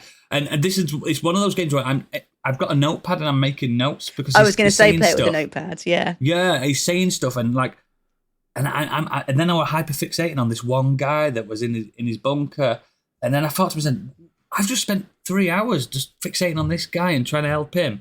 And at the end of it, he went, "Why have you spent so long with me?" You know what I mean? He told me off. It's like, there's a fucking world out there. Fucking help everyone else. And it's just really, really, really. There's something special about it that I don't think anyone's thinking about. No one's talking about it. It got decent reviews. You know what I mean? It's got 8s, 9s, 7s, 8, 9s. You know what I mean? It's up there, high 80s. So and no one. Nacon are the publisher. They didn't make the game. Oh, who made it then? I'm not sure, but Nacon published games like they did the last few WRC games that weren't EA based. Yeah. They published Steel Rising. You know, the Lies of P before Lies of P. Decent game, yeah. The 2 Greedfall games. Yeah, decent games as well. And they've got, you mentioned Cthulhu, they've got a Cthulhu the Cosmic Abyss on the slate to come out, which looks interesting. Yeah, this is what I mean. These guys do like the human emotion side to these kind of apocalyptic things really well. Whoever creates this, because I think someone like this is a game aimed at someone like Candy and Gadget. That do you know those games? When I make a joke of you where I say, "What you do? Why are you taking so long? You're just looking at the fucking sky." And this is a game that you kind of have to do that. You kind of do have to dwell on things a little bit. You do have to take your time. I can't rush this. So the game, because I won't know what I'm doing. The game is made by Rogue Factor, who the only other game they've had out was that Mordheim City of the Damned. I never played that. I don't know that one. But yeah, it's really nice to have a game like that. It feels so. It feels so like PS2, PS3, but in the best possible way. Do you get what I mean? And I'm interested. It's proper intriguing, and like it opens up, and the whole plot is this: you're being interviewed by this creepy man saying, "How did you get back in there? How did you get back out?" And the guy's telling the story that you're creating. Do you know what I mean? That really sounds like a bit of me. Yeah, it does sound like a bit of me as well. If you loved Control, you'll love this. And don't get me wrong, it is an action game as well. So you do level up weapons, and the more it does a simple thing of the more you use a certain weapon, the stronger it gets. You don't have to think about skill trees. If you want to use axes, you're an axe guy. You know what I mean? If you want to use double-bladed katana things, you're that. If you want to use a sword, you're a sword guy. And you've got a drone on you. Do you know, like, the drone operates something along the lines of like how the eagle operates in like Assassin's Creed? Yeah. You've got a bit of, and it can distract enemies and stuff like that. I'm only about 5-6 hours in, and it's really fucking special. And apparently it's a sequel to a comic. Is it? Yeah, so this is a little advert I can see. It says the game begins where the comic ends. See, I didn't know any of that. Yeah, there's a comic called Hell Is Us then, because I haven't heard of it. I don't know. This is all I can see. It says game begins where the comic ends. Yeah, I genuinely reckon, and guess what? It's not a full price game. I got it for 40 quid. I got it for 40 quid from John Lewis, and you can't argue with that, can you? I'll be getting that, I think. I genuinely think, Candy, at some point you'll be messaging me and going, "What did you do in this bit? Yeah. How did you get this bit?" And we'll be talking. I'm not going to complete this game fast. It can't be completed fast, I don't think. I mean, it sounds like it's probably something you could do several different ways. Yeah, definitely. It's very, very fucking good and special. And have a notepad. That's my best thing for you. Have a notepad. I mean, like you said, going back to it being like a PS2, PS3 games. I mean, they were more like that, weren't they? They held your hands less. They did expect you to take notes and everything, especially old games. This does it without being frustrating combat. Yeah. You don't need to have frustration. You don't need to have checkpoints. You don't need to have this. You don't need to have that. You know what I mean? You don't need to have bonfires in things. But yeah, I highly, highly recommend it. And the last thing I just want to quickly touch on is the fact that Gen V started again. And my God, these first 2 episodes I watched were fucking flawless. What a way to honour Chance Padermo's death in real life. I was going to say, they've done that well, have they? They've fucking done it well because they've not skirted over it at all. They keep saying like his character in the story, how he's died, it's fucked up. It's not fucking fair, and you know they mean that in real life. You know what I mean? They love that guy, and the fact that now we've got Hamish Linklater as the main antagonist. Like, did you watch Midnight Mass? Yes. He's the priest. From that. He's the main antagonist in this, and he is one of the best character actors alive today. He is sensational. You cannot stop looking at him. And I don't know what his powers are yet. But everyone's scared shitless of him. Do you know what? I wasn't impressed with the last season of The Boys, so I'm hoping that Gen V kind of picks it up a little bit for me. Because I think Gen V is going to be carrying on after The Boys, isn't it? This is The Boys' last season.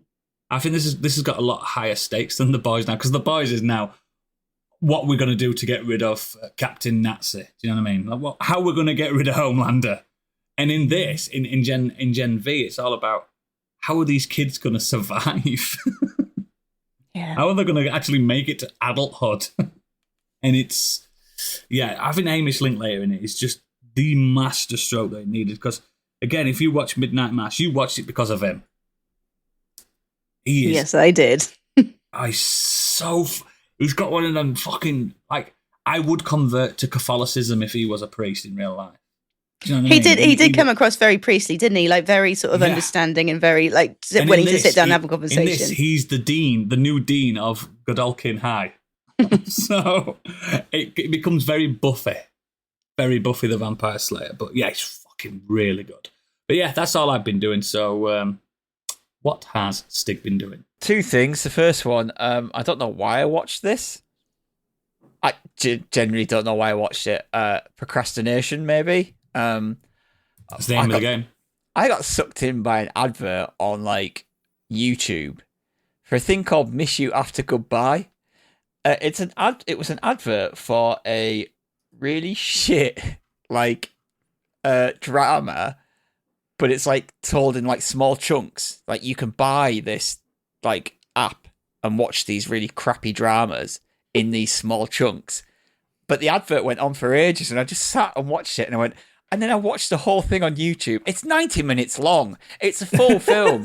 Somebody's gone and pieced together all these gone together and pieced all these TikTok clips and stuff together to make the whole 90 minutes. It's fucking terrible. It's about a guy who breaks away from his wife because she doesn't love him. And there's all these revelations come to light, and it turns out that he's like a astronaut and he's gone to Mars to go and like colonize Mars, and and his wife's sister is an absolute asshole to him. She's like absolutely horrible to him, and his wife is like a simp for this other dude, and she does it right in front of him all the time. and you get all this inner monologue from him while all this is going on. He just stands there and lets it happen. I don't know why I watched it. I do not know why I watched this thing, and I did, and I just sat and watched it on my phone. And 90 minutes. What's wrong with you? No idea. I don't know. I'm not putting that on the pod. Oh, no. I just wanted to talk about it because I don't know what's wrong with me. What is wrong with you, bro? You're running too much. You're using too much of your body's energy on your body and your legs, not enough on your brain. So you're watching chewing gum for the eyes. Stop being healthy. I just think you're addicted to screens, mate. I don't know why I watched this. Procrastination is a hell of a drug. A bitch. Anyway. That was funny. What I did really watch was a really great film, which I went to the cinema to see. It's called The Long Walk. Oh yes, I'm interested in this one. This is a adaptation of a Stephen King novel. He wrote this, I think it was about 1718, back in 1979. And it tells the story of a group of young boys young men, like teenagers, who have to just walk. They have to walk across America, and the last one to survive gets unfathomable riches. And if you lag behind under 3 miles an hour, you'll get a warning, and if you get 3 warnings, you get shot and killed. Yep.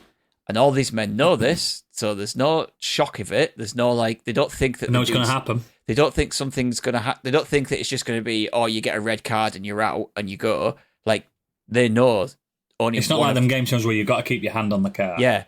They know that one of them is going to die. You, as an audience, go into this knowing someone's going to die. Every single one of these young men, apart from one, is going to die.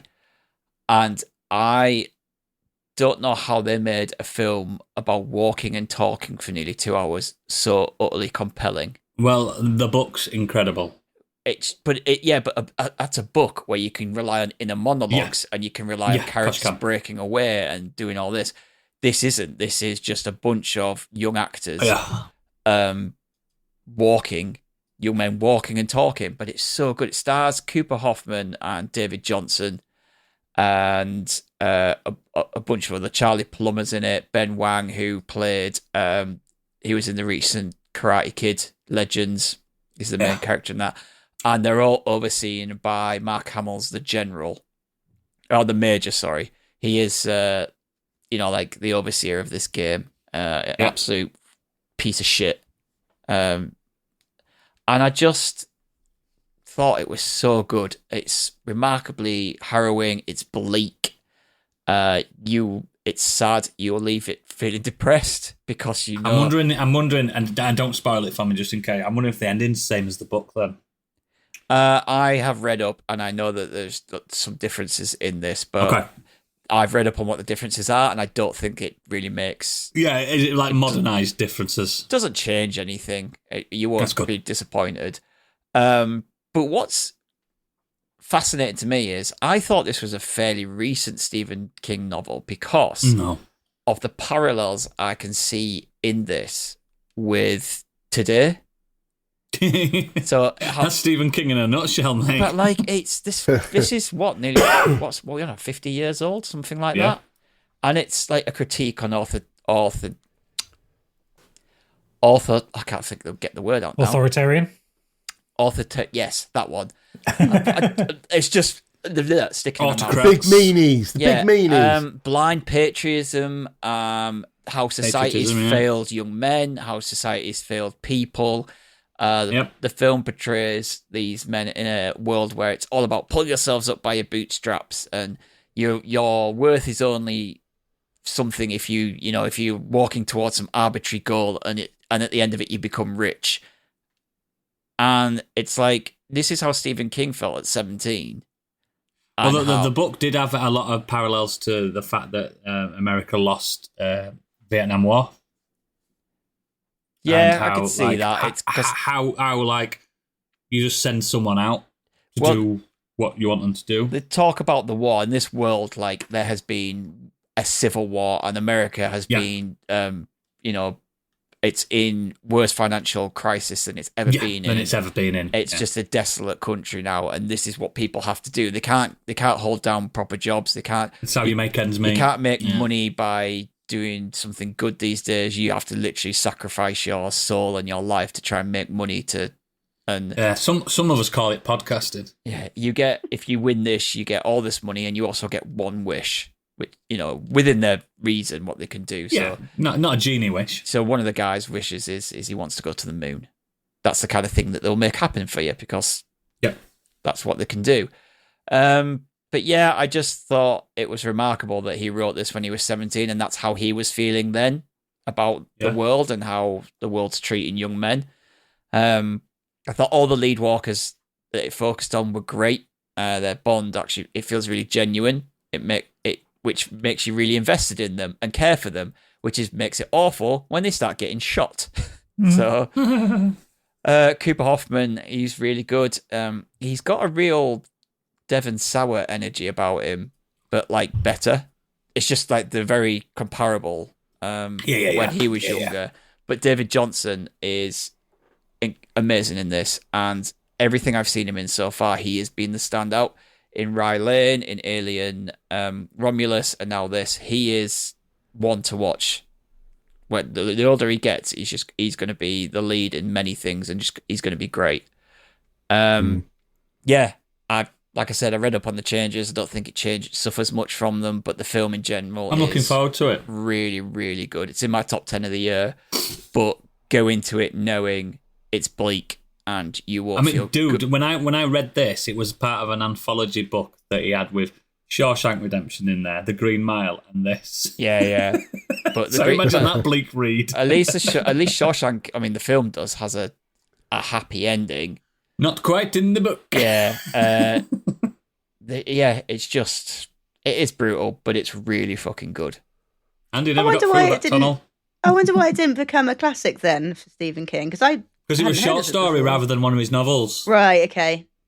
I think we've talked about it on Shawshank's here before. We've either talked about it on here before. One of my customers was talking about it and telling me just how fantastic it was.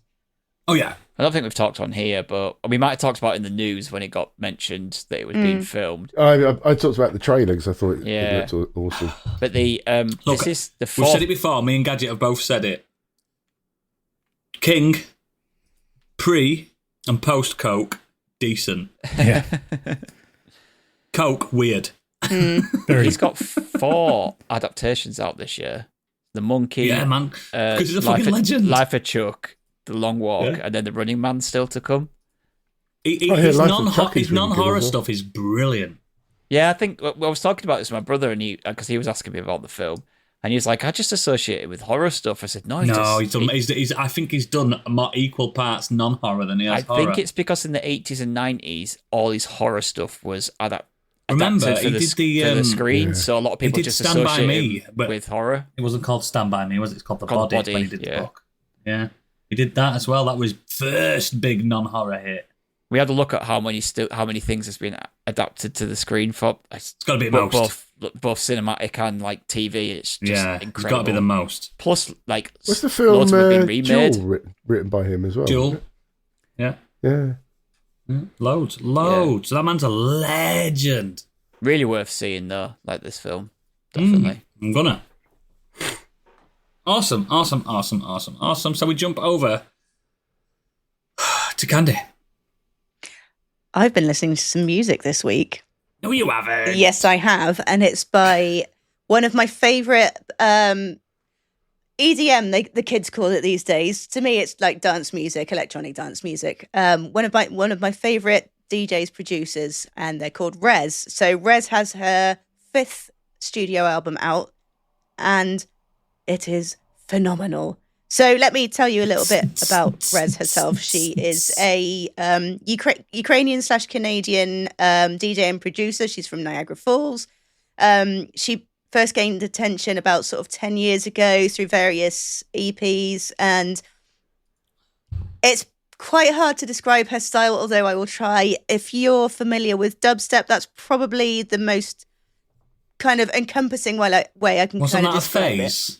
Wasn't that a phase back then? Dubstep. Yeah. It's still going. It's still going.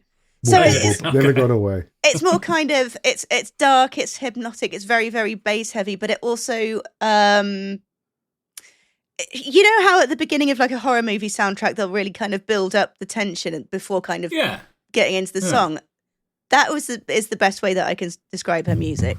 So most importantly for me, she has this phenomenal so DJs these days like Rez, Anima, and a bunch of different DJs you would have seen from Tomorrowland, they all have these incredible like 3D graphics behind them. So it's not just the music show, it's the lasers, it's the graphics. And Rez's graphics, she wears these big goggles that have RGB, these red kind of RGBs. Oh, is that her? Swirling rounds. Yeah. You love an RGB as well. I love an RGB. Now we're getting down to it.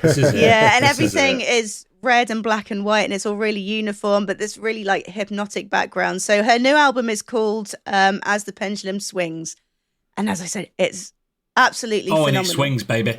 It's swinging. It's swung right into my heart, I'll tell you that much. I mean, to be fair, Candy, I like EDM a lot. Yeah, I do too. Well, I think we're all with pretty... my neuro-spicy brain that I've got. We're all quite genre spanning, aren't we?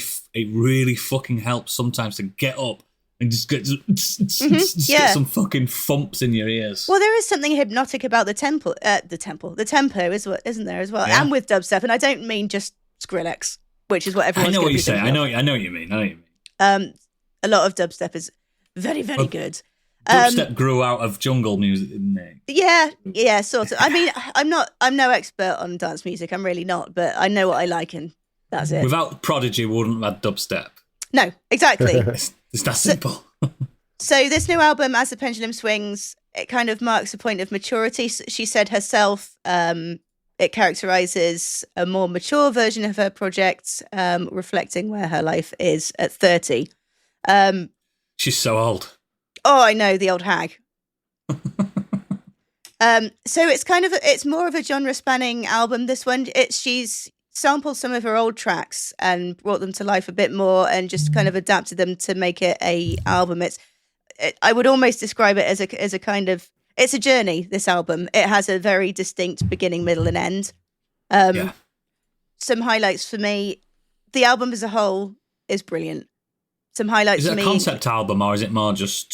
It's not exactly. Is it a themed album rather than a concept album? Yeah, exactly. It's a journey in the way you could describe a concept album, but not quite. The story isn't quite so specific.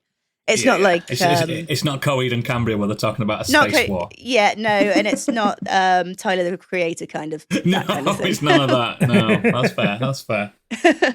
But yeah, it's a lot more varied. This album, I think she does quite a lot to kind of break away from the stuff that she did before, but it still maintains her signature kind of like really, really bassy, really alien sound.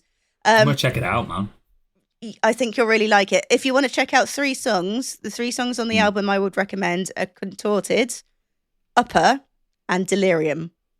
I've just added her on Spotify. Yeah, but the album as a whole, I mean, there's some songs like Blue People, it sounds like Michael Jackson to start off with. Yeah. But I would say even if you're not really into dance music, I'd give it a go potentially. Yeah, man. I would say it's a pretty accessible way to get into the music. I'm just listening to that's it all now. I've done this. Yeah. It feels that's the only time I'll look. I can see it like kind of. Yeah, it just fits like. It just suits your aesthetic. Yeah. Yeah, exactly. and like I can see like kind of the music. Yeah, like in a film or something, like it's a cyberpunky kind of film. They go into a club and they're looking around, and this is kind of playing in the background. And like, Is the club called Tech Noir? I can picture this kind of music being played and like what it looks like. Yeah, the Mox. Yeah, it's very much the Mox. It's very much like something you'd get on Night City Radio. Yeah, is it very much someone that spends half her waking hours on VR? Oh, I do hope so. If she does, I will find her. It's probably any time that you lot have recommended music that I probably thought, yeah, I might give that a Mate, try. I fucking love dance. Yeah, I love dance. Yeah, music. you know what I mean. If it's hip hop, you know I'm going to be in. But if it's like heavy metal, hardcore rock, I'm just like, no, I'm not going to. Heavy metal, hardcore rock. That's a genre I'd like to experience. You might like some of it if you tried it. Mate, listen to Slaughter to Prevail. You'll love it. Listen to baby metal. Your daughter will be well into that, especially if she likes K-pop Demon Hunters. It's just that, but louder. It's that. Yeah. Shall I listen to Electric Cowboy because it's got a bit of different, something different. We got the moves, mate. We got the moves. Well, no, do Electric Callboy with baby metal. Yeah, place to start. Techno Train. Who doesn't like getting on the Techno Train? I love the techno train, and I like pumping it up as well. Yeah. I want to feel it day and night. Makes me want to go to the gym. Yeah, excellent. Gadget, what you've been up to? You've been listening to some music. Yeah, I have. So, a couple of updates. Because I've been ill all week, I haven't really done a lot. So, when I've had the energy to, I've been struggle busting my way through Silk Song. And the only reason I'm bringing it up is, I've got to say, I'm not enjoying it as much as I enjoyed Hollow Knight.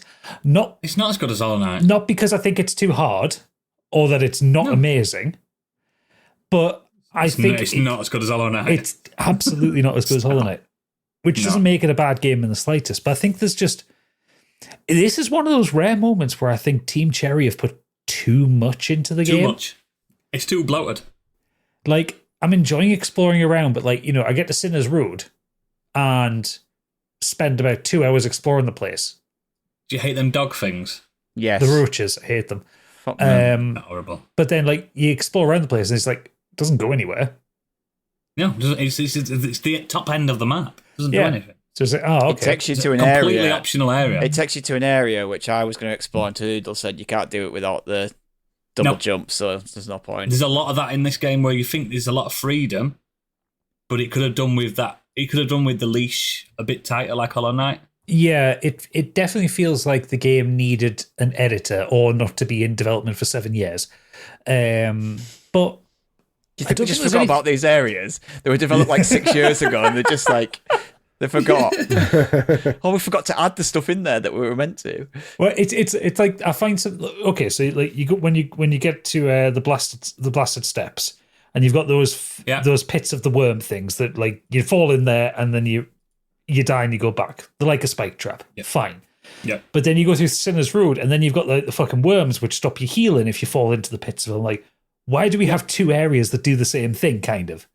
Here's my hint. Stay on the other side. Stay near blasted steps. If you want to get your double jump, stay that way. No, I'm heading that way. I'm bashing my head up against the last judge. Stay that way on. I'm currently battering my head up against the last judge, which is a fucking fun fight.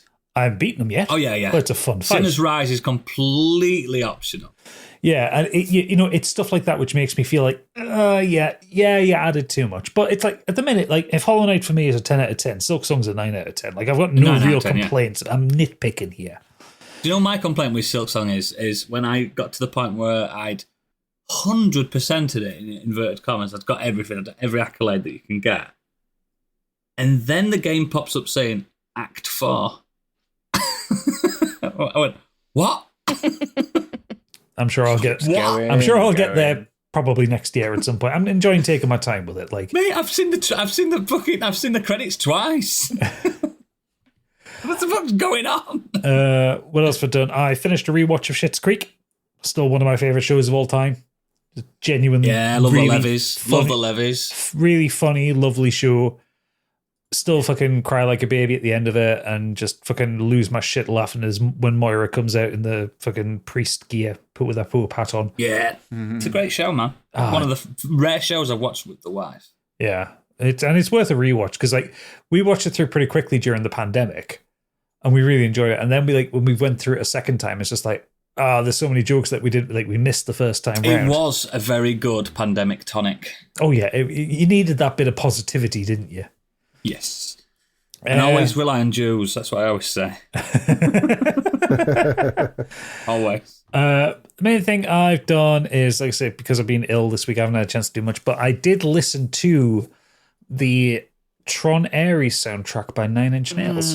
Yeah, you told us this. How are we feeling? How are you feeling about it, Trent? So I will say I'm not a huge Nine Inch Nails fan. Neither am I. Not a band I dislike, but it's a band where, like, because they go back to like 1989 and there's so many songs and there's like eras of Trent Reznor where there was on the drugs, there was off the drugs, then there was on the booze. There was long hair, there was short hair. Yeah, there was long hair, muscles, Trent. there was skinny. Yeah. I like the muscle. I know you like that. Muscle era. You like that 2005 era, don't you? Like around Bite the Hand That Feeds. I certainly do. Yeah. I saw them an insane amount of times that year. That's that couple of years. Were you going, Trent, fuck me? Yeah, I was. Screaming at him. Yeah. So this is obviously for Tron Ares, which is the new Jared Leto film coming out that I'm not going to see in the cinema because I'll wait for that stream and I don't want to give Sting's going to see it. Of course he will, he's cinema guy. I've never seen a single Tron film, though. I love the last Tron, and I'll admit it, I fucking love it. Jared Leto.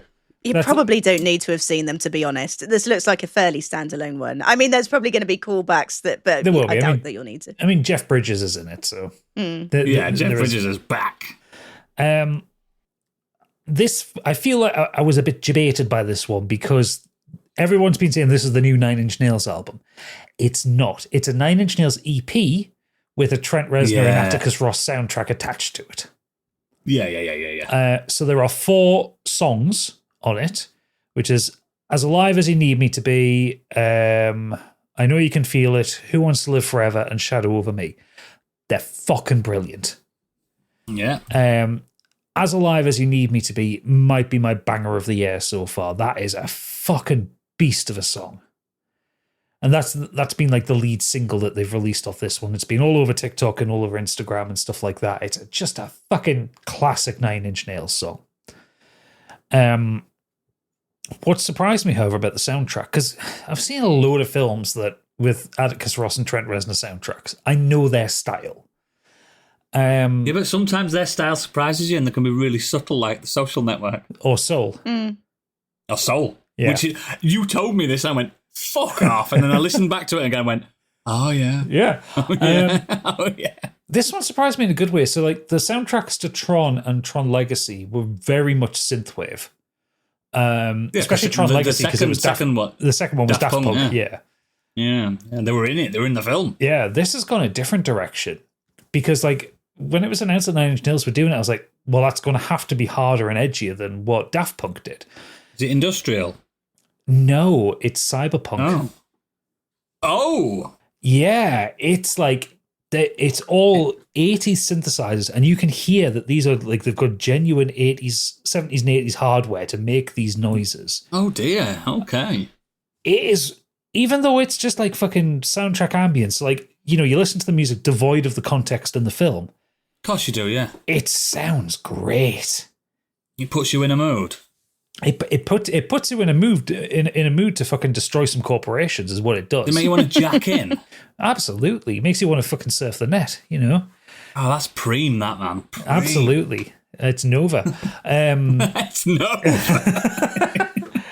There's a couple of tracks in there that kind of really that tickle that kind of little bit in the back of my head where you would expect a USB port to be if you're in Cyberpunk. Yep.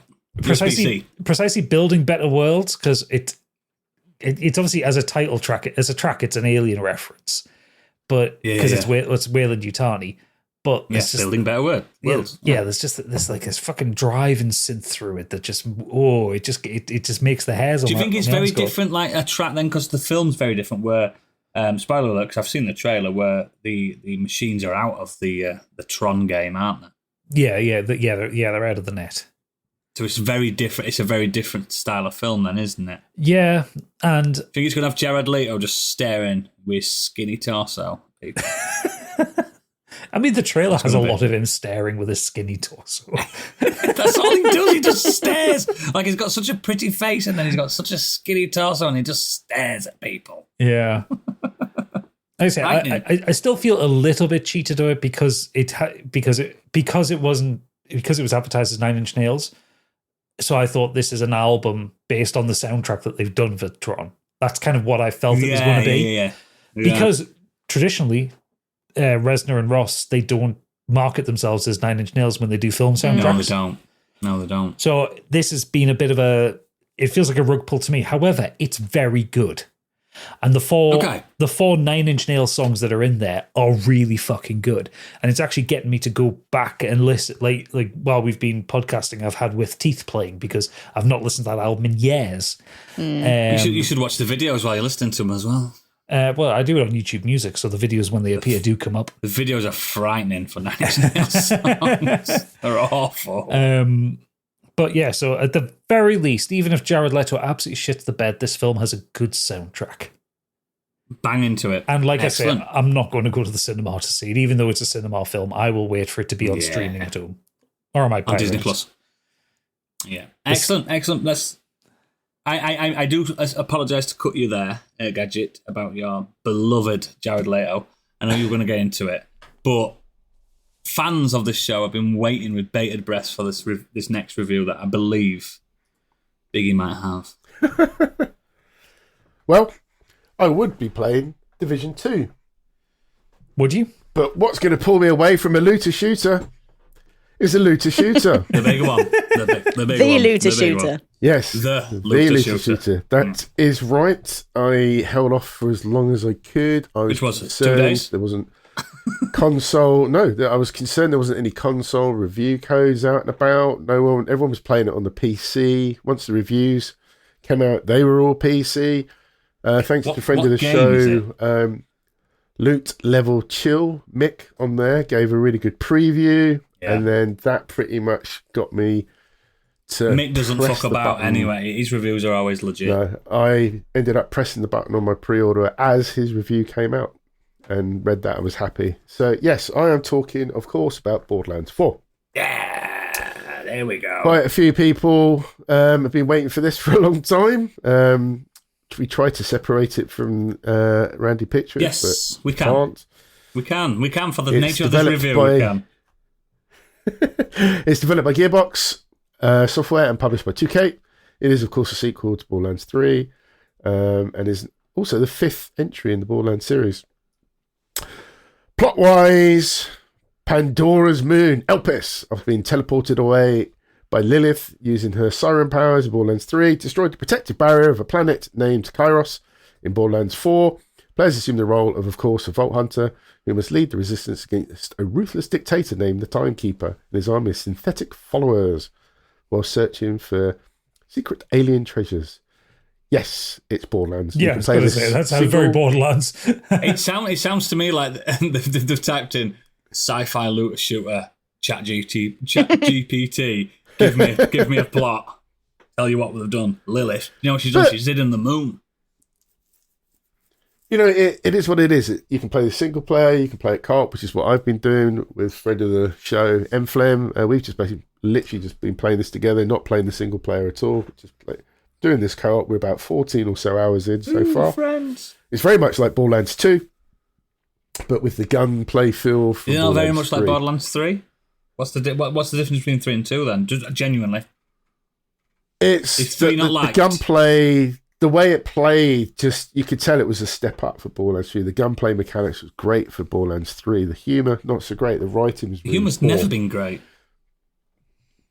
Moving on. So, after a few hours into the game, you get to fast travel between the points that you've unlocked.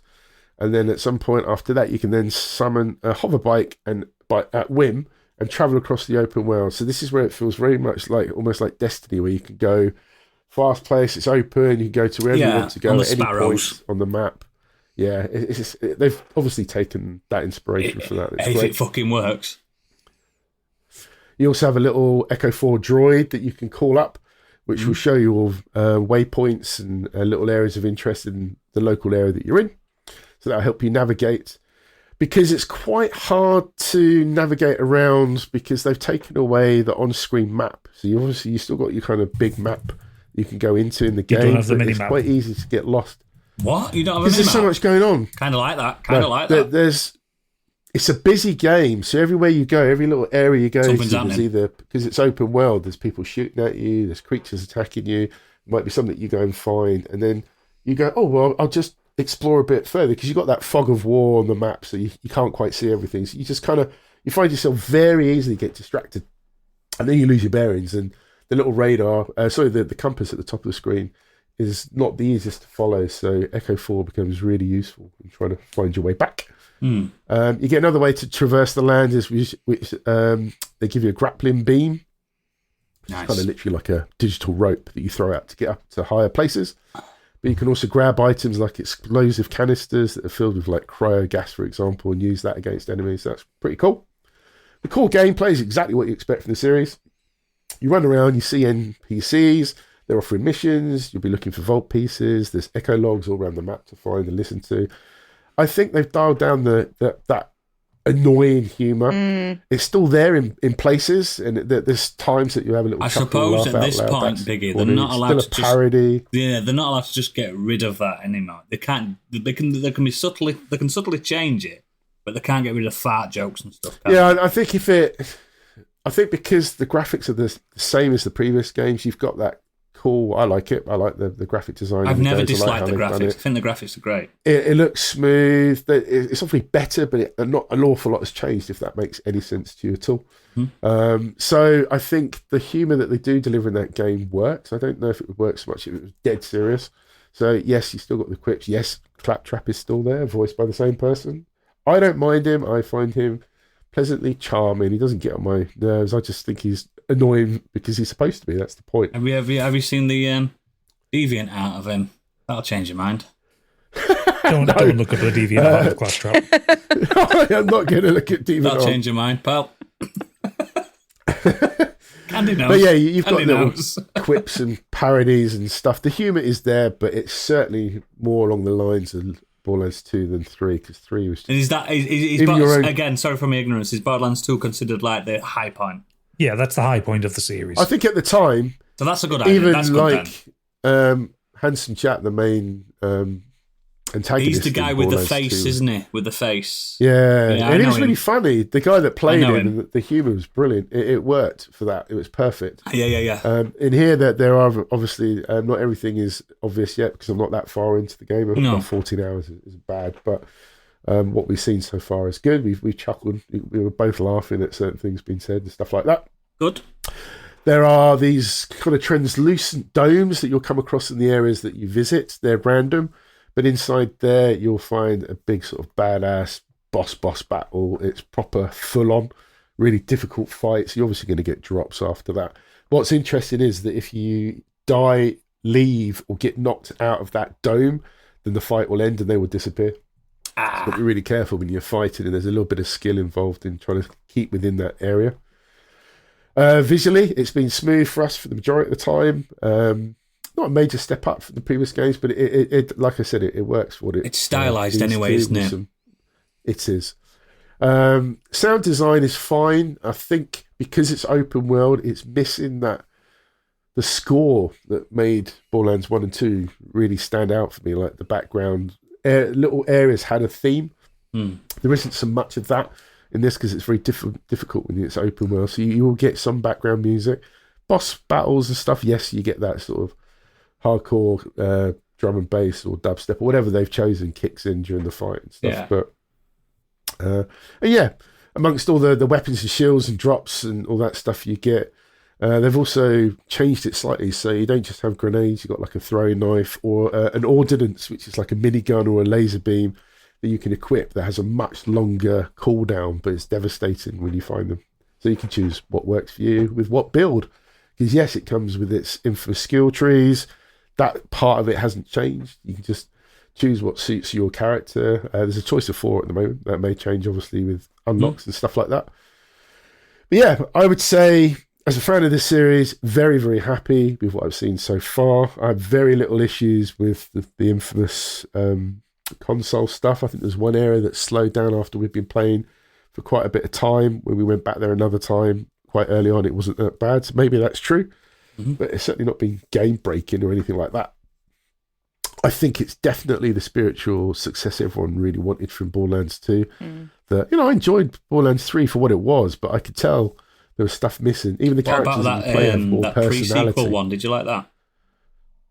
Yeah, I enjoyed that. I think 3 is the one. The D&D one that did.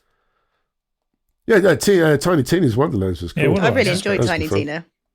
Yeah. It's cool. But again, the humour was really zany because her character from the game was like that. But it so makes that sense, in really the works. world, yeah, absolutely. With the parody of D&D as well.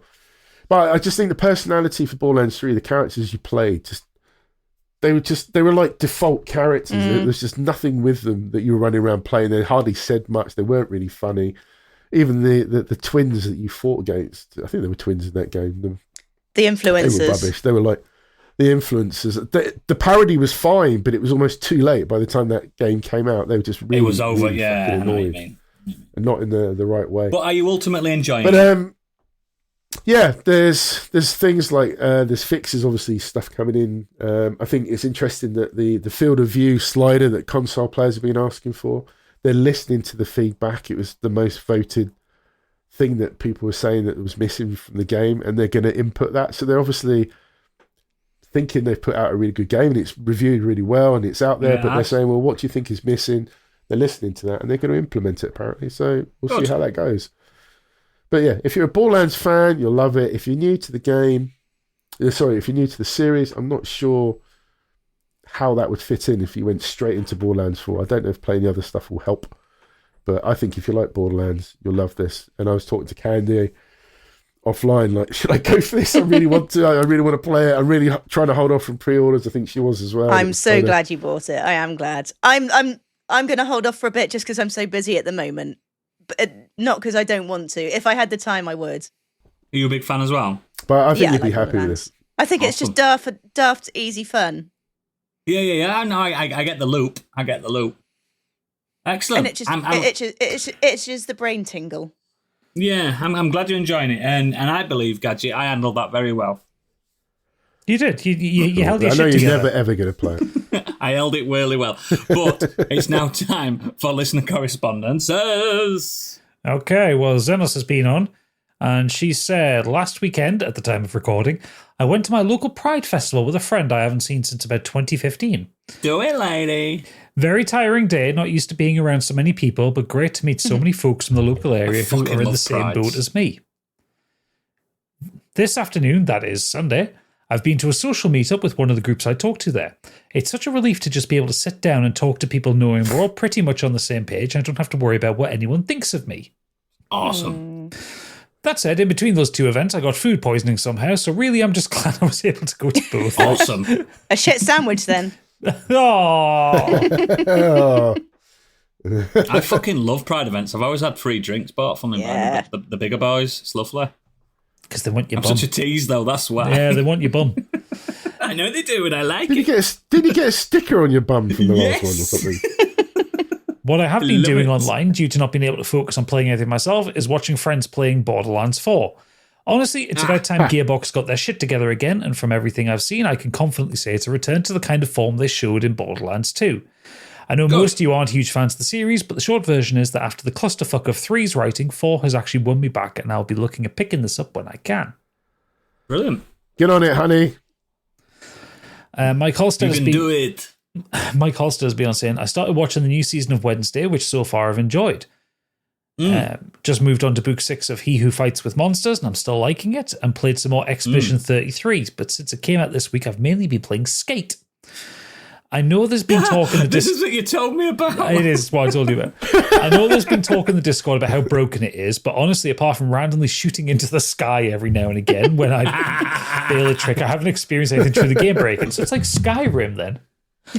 So again, I'm sorry for my ignorance, but skate I'm not into skateboard culture at all. I think it's mindless crap. But is skate like comparable to Tony Hawk? No, so it's more of a sim. Yeah, it's more of a sim. So like, is it more like Rocket League to FIFA? Kind of, yeah. It's like, because the way it controlled is you had like the 2 sticks would kind of independent control over your feet on the board.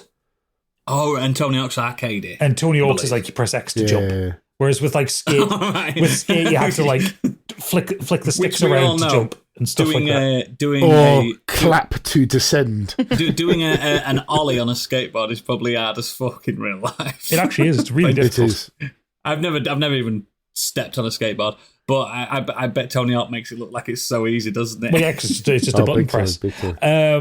But yeah, like Skate is, if you haven't seen it, folks, like go and look at some of the random broken shit in it. Video.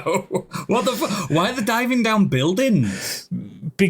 Because you can. That's just it. Oh. Okay. So Mike says, yes, there's bullshit in-game currency that you have to pay real money for, but there's also in-game tokens you can collect during doing missions and tasks, which allow you to buy boxes with a random item in. And so far I've managed to get clothes I'm happy with and a skateboard I really like, and most of it's all fun. I thought we got past loot boxes as a thing. Yeah, it's EA. And most of all, it's fun, and I can just skate around with my mates who moved to Australia last year like we used to at uni on the original games. Oh, nothing wrong with that. That's good. That's badass. Yeah, Mike. There's nothing wrong with spending money in a game you like, as long as it's not behind a paywall to do better at the game. I agree. Paid DLC is fine. I don't like the randomness of those loot boxes where you won't get what you want. That's what I don't like. Yeah, that's wrong. Yeah, Mike, get some clips of you just like bailing and like random shit happening. I want to see some of the glitches. Yeah. Oh, I do. I want to see that shit. I want to see face planting and stuff like that. And last up, we have Believable Boy, Angry Kurt. He is very believable. The lad never tells a lie. Never. In the past 2 weeks, I've mostly been playing Shinobi Art of Vengeance. And for me, this is a very strong GOTY contender. Ooh. The combat is as good as Prince of Persia: The Lost Crown, if not a little better, as it has more depth. The platforming is nearly as good, but not quite, but it is so effortlessly cool and very fun to play. It's not a Metroidvania, though, is it? I don't think so. No, I thought it was a level-based one. Because people keep telling me, you need to play it. I played a bit of a demo, and it didn't really resonate to me. But if I find out it's a Metroidvania, right, it's getting bored. Hang on, let's have a look. Shinobi. It's like my favourite fucking genre. I thought it was like a level-based thing. There's a cat. Venture through more than a dozen unique and visually striking stages, from military bases to scorched deserts. Stages, yeah. It's not a Metroidvania. That's fine. I can happily avoid it. You were worried there for a second that you'd missed a Metroidvania. I was shooting myself. I was like... It would make a good Metroidvania. Yeah, of course it would. I'm saying, man. The same with that Ninja Gaiden one that the Blasphemous people did, but that's just stage-based as well. Yeah, I finished that, and I was at the end. I was like, yeah. Do you know what I mean? Yeah, fine. Kirk goes on to say, not much to say in terms of films and TV, but reading-wise, I finished 2 books. First up was You've Got Blood on You, which was a great read about the making of Shaun of the Dead. And then I followed that up with Strange Houses, which is a Japanese crime thriller about murders taking place in houses by a family who built the houses specifically to be able to commit murders undetected. That's a juxtaposition of books, isn't it? It was nearly the perfect crime. We built the house to do the murder in. If only they hadn't gone to City Hall and seen the deeds. Sounds cool, though. Sounds cool. That sounds like something in a Saw film, but it really isn't. It's not as gruesome as that. What's cool about it is that every few pages it shows you the floor plan to remind you of what the central puzzle is you and the characters are trying to figure out. Now I'm back wow. on football with Emil Heskey's autobiography. Now I'd read that shit. I'd read the shit out of that. I thought people didn't like Emil Heskey. Emil Heskey, man. No, he's a very controversial character in the football world. I heard a joke about him where someone said that Is it racist? Don't he be falls racist. over so much. No, he falls over so much that this guy's wife was hoovering. She bumped the TV and he fell over on the pitch. I like that. That's good. But yeah, that's it from the correspondence. Excellent. As always, links to all our extracurricular in our show notes. And Stig, what's happening in the world of modern escapism? Come on. So if you go to our Patreon page this month, we are starting our we're starting our Mission Escapable series. So we can't get the name right. Yep, Mission Escapable. That'll be out for all Patreons, and non-Patreons will get that later in the month as a little teaser. And can I just say, I was on that. I think it's very good. It is very good. Please excuse my technical issues with my recording. It's still But it's good. still a very good podcast. And also, you'll be getting this month's Patreon special, which is, as voted by you, the Patreon listeners, it's going to cheeky be buggers. me versus Oodles, Candy, and Biggie, with Gadget moderating as the master debater. Because they like it when I bottle myself and I just can't argue. I can never see these choices. I don't know. These are just brand new It's not news, for you to breaking news decide. to That's me. why you don't see them. I know, but I Biggie. can't even see them to see Go what on the Patreon, you can see. We've got the logins. I've got to unlock. I've got to log out as me to log in as that. Oh, Ding God. doms. It's two I know. presses. Fucking hell. I've got 2 You've got a Patreons laptop, to mate. manage. Our one and my own one. I still managed to fucking do it. Wow, pissed. Well, pissed. So yeah, that's what you'll get this month. And then for the next 8 months, we will be doing the rest of Mission Impossible. But you will have to Yeah. sign up for that. During we recorded that episode, the first episode that everyone's going to get to listen to of modern impossible escapism or whatever. Mission it's called. Mission Escapable. And at one point, Stig went, Mission yes. impronounceable. Stig said, "Oh yeah, so we'll be doing this for the next 8 months." I went, "What? What? When I you didn't think there realise were like was that 4 many. films. I thought there was 3. No, I was he's like, what done. the There should fuck? be. There should only be. He's been doing quite a few of them. Yeah, man. But yeah, get that. Again, Stig puts a lot of effort into them and planning the Patreon side because Stig mainly focused on the Patreon side of stuff and he puts a lot of fucking effort into it. So I want you to fucking help him and make sure that it's fucking worth his time because he's a busy fucking dad. It's not fair. Anyway, it's time to move on.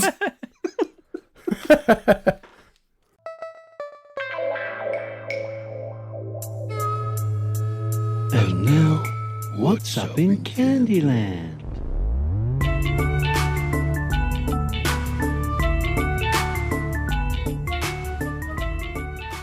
Is it my go? Yeah, sure. Okay. Wait, he didn't say Biggie Land, did he?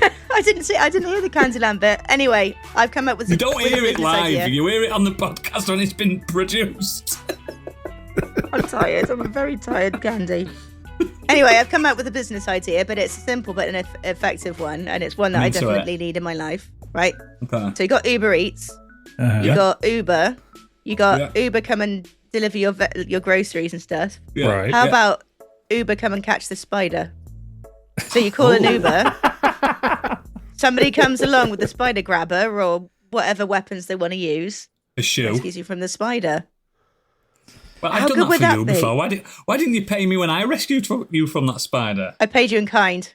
You did actually, yeah. But is it not dangerous, Candy, that you would have this service that when you're in the throes of terror, when there's a large spider scuttling across your living room, that your cat hasn't I don't bothered think to it has to deal be with? large.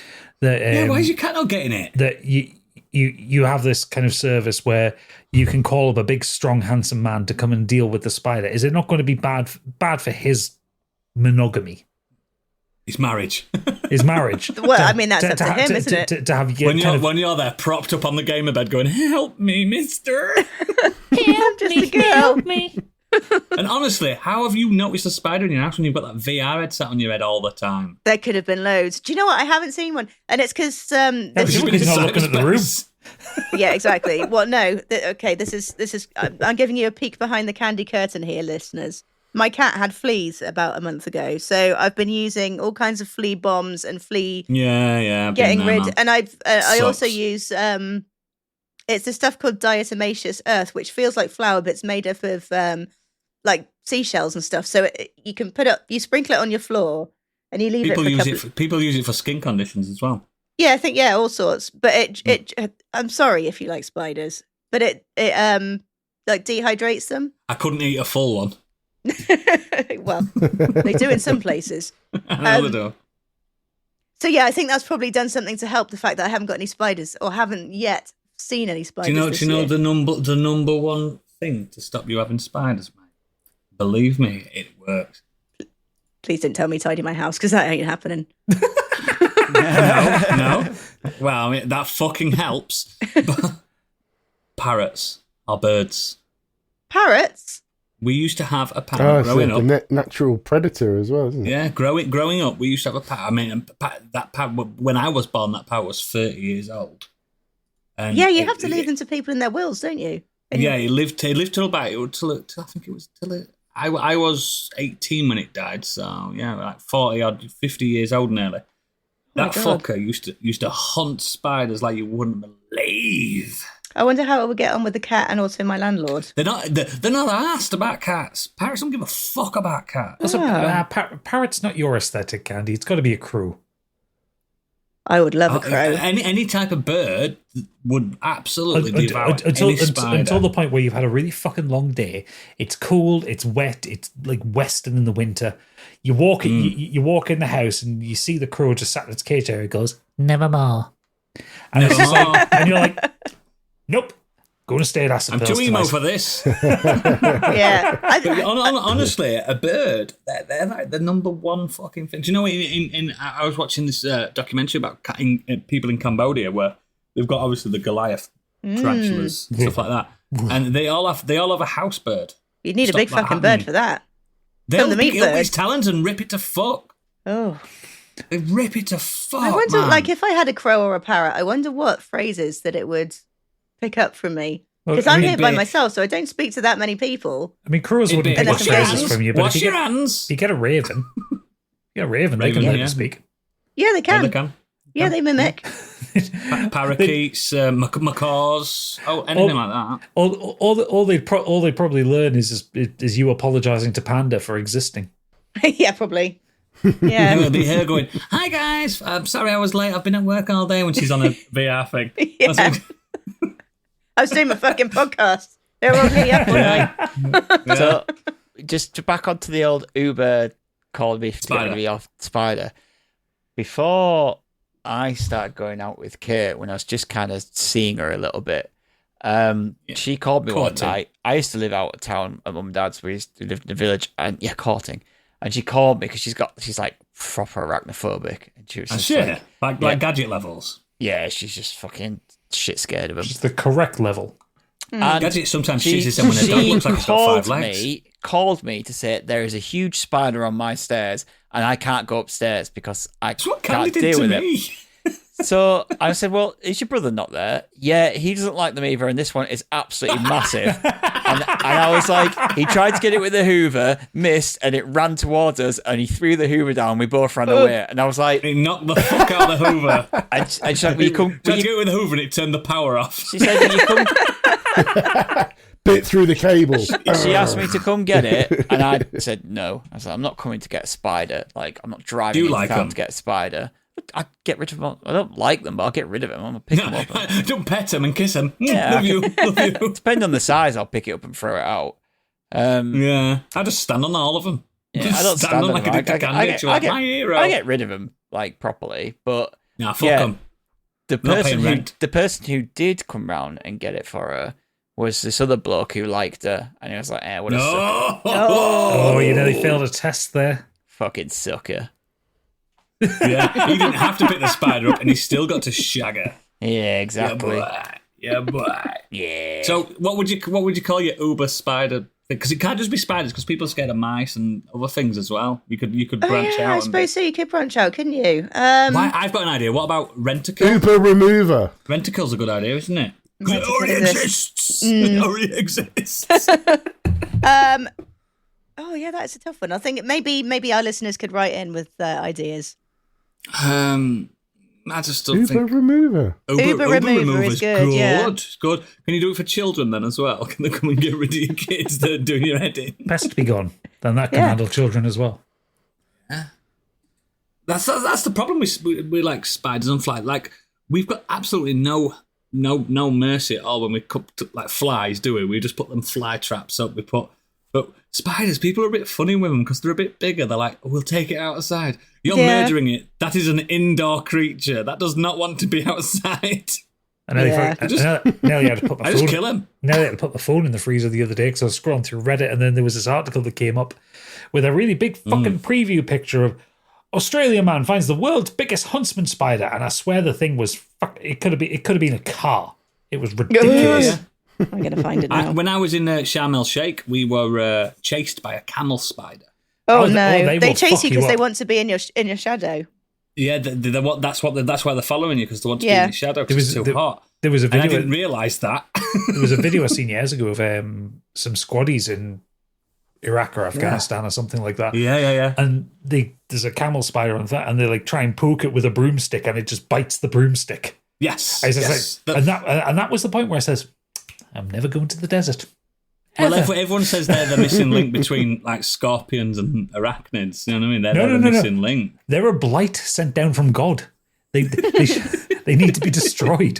What is the purpose of that creature? There's something weird about the spider in the sense of, out of all other probably insects, it's just the nastiest, creepiest looking They're thing just horrible. Like, They're just horrible the way creatures. it's created, it's just like it doesn't even move nicely. I'm not scared of crabs, and crabs are like fucking sideways quizzlings like a spider. Yeah, I could do without crabs, to be fair. But you don't have a fear of crabs. No, I don't have a Cream fear. for that, mate. Hey. Yeah, But that's the thing. I think what people don't like about spiders, because you're naturally supposed to be scared of things that could potentially kill you, like snakes, spiders. That's what I think. I think it's not. I think it's inherent, like built-in. Don't like snakes either. No, I I fucking don't hate mind snakes, and that's more likely to kill me than a spider. Of course it fucking is, especially in England. You live in England. There ain't a spider in this fucking country that's going to kill you, man. Well, adders can kill you. You might walk on your tits when you're in bed. Yeah, I don't That's like the about thought of it. that. Well, apparently, even in Australia, with the poisonous spiders they have cures for most of the poisons, but Yeah, of course they do. the deaths and fatalities and injuries happen because normally somebody will be in a car, they'll put the flap down, the sun visor down, there'll be this big fucking huntsman that will drop into their lap, and they just drive the car off the road. Yeah, as is acceptable. That is an acceptable I reaction. can handle spiders to a point, but yeah, I It's would bigger be than happy you. to drive I've off had the enough. cliff. I'd just be When like, you can see where you'd strap the saddle to it, that's too much for me. Yeah. When they've got HP bars. You hear the boss music behind them. Yeah. Just think about the poor spiders. This is why I put them out of the misery, because do you know how much it costs to get fucking 8 shoes? It costs a fortune, man. Fucking fuck that. I'm just killing them, man. Just get rid. But yeah, it's been a great Candyland, and I think it's a good idea. I think so. Uber remover. I think it's a good idea. Uber remover. Hopefully we can obviously upgrade to certain humans that we can remove. Certainly be handy, wouldn't it? Dragon's Den, get in touch. Yeah, I'm really, really good. I'm in. Excellent. And this is the end of the podcast for you people that are not in. You're out because you're not paying. It's time to end the show, and we'll see everyone else in the green room in a few seconds. But yeah, ta-da. I hope spiders don't get you. Bye. By the way, spiders Bye. don't get patrons. Patrons are immune to spiders. Yeah, exactly. That's part of our pledge. Yeah, Your peers. pledge. Yeah. Part of our guarantee, we send Biggie round to deal with all your spiders. Bye. Bye. Right.